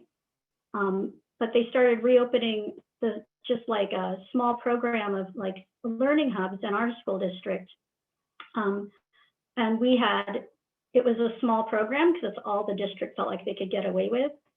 And even with that, because we had fought really hard, and we also held, pickets in front of each school pretty much every morning, all winter, all fall, up until the winter break. Even if our pickets weren't huge pickets, they really caused quite a stir and really struck a nerve with the people who are pushing reopening, because they know that there's so much opposition. And because of that, we were able to keep the number of the number of students who are enrolling quite small and very reduced from the number who originally had been confirmed to be enrolled, because of the organizing that we had done. And we also exposed the fact that even in the very limited program that they had started, 2 staff members already were found to have gotten COVID. They had 2 confirmed infections in the school. The Berkeley Unified School District, that happened right before the Thanksgiving vacation, and they didn't even notify every parent of children in that program until, for some of them, a couple of days after the Thanksgiving vacation was over. So like 10 to 14 days later, after the holidays. I mean, it was criminal. It was just a cover up. And so, just exposing that has been really important. And so we are continuing to fight, because now there's a tentative agreement on the part of, the union and the district, but there's a lot of teachers who are opposed to it, and there's a lot of families that are opposed to it too. And even though the people who are pushing for reopening come across as very loud and organized, they don't represent the full community, and they definitely don't represent the interests of the students or the families across the community. Shanta's points about how, the people who are pushing, who tend to be the more privileged families and parents who are pushing reopening, are really pushing reopening at the expense of so many working class and poor parents and families who would lose their benefits to be able to stay home and unemployment if the schools do reopen. So we cannot let that happen, and we have to fight and keep fighting. So in our school district, there have been teachers who have already been hearing questions and discussion in their classes. And I know that, already in some classes, students have shared that they got COVID already, even before school started opening, and that they eventually were symptomatic, and that they ended up like their whole family got it too. And they were confirmed through tests. And so there's not even mandatory testing for COVID in the schools yet, which we need to make sure happens. But we have to make sure that we fight for every young person, every student to get vaccinated before these schools reopen. So I want to share this last snippet. Sorry, this is the best way I could figure out to show it, because I couldn't figure out other ways to show it. So this is a video of Brian Davenport speaking. And if anyone wants me to share this with you, if you are a teacher, it's on Edpuzzle, and you could actually give this as an assignment to your students too. So this is Brian Davenport. And please tell me if you can hear it all right, like unmute and just tell me if you cannot hear it, okay? Okay, because I hope it works all right.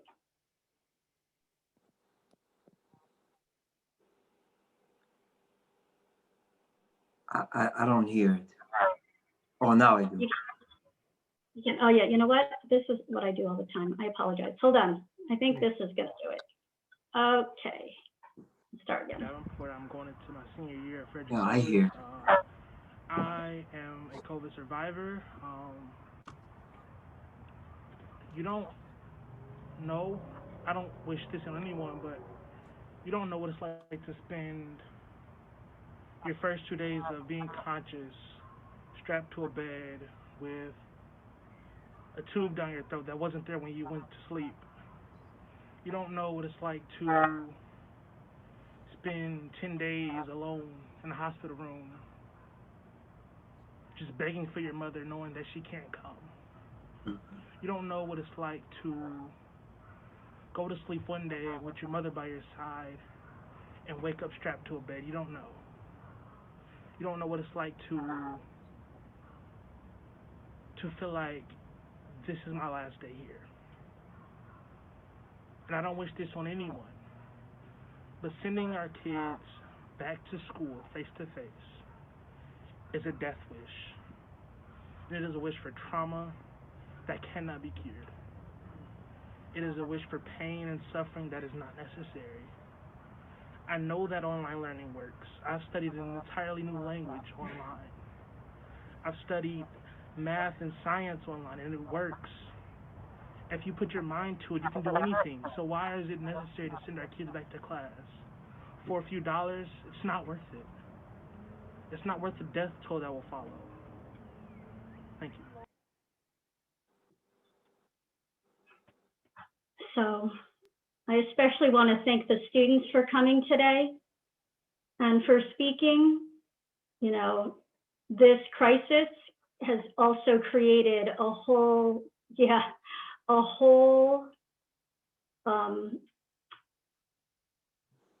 like your leadership is extremely important.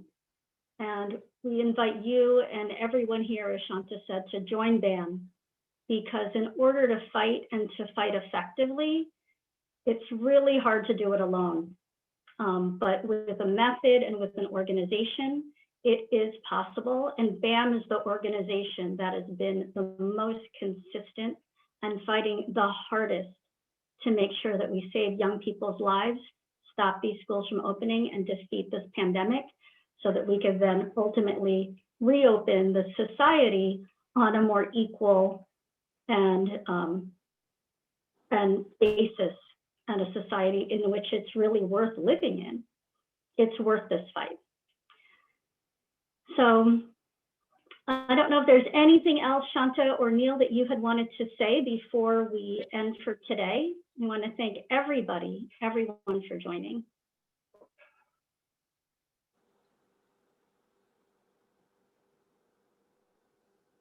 Thank you. Oh, right. Oh, Thank everyone. All right, great. Thank you very much, everyone. Have a really, really good weekend, and we'll be in touch with you soon. You too. Bye, everybody. Thank you. Bye. Bye. Right Thank on, you. troublemaker. Thank you. Bye. Bye-bye. Thank you. Thank you very much, Yvette. Thank you, everyone. Thanks, everyone. Bye.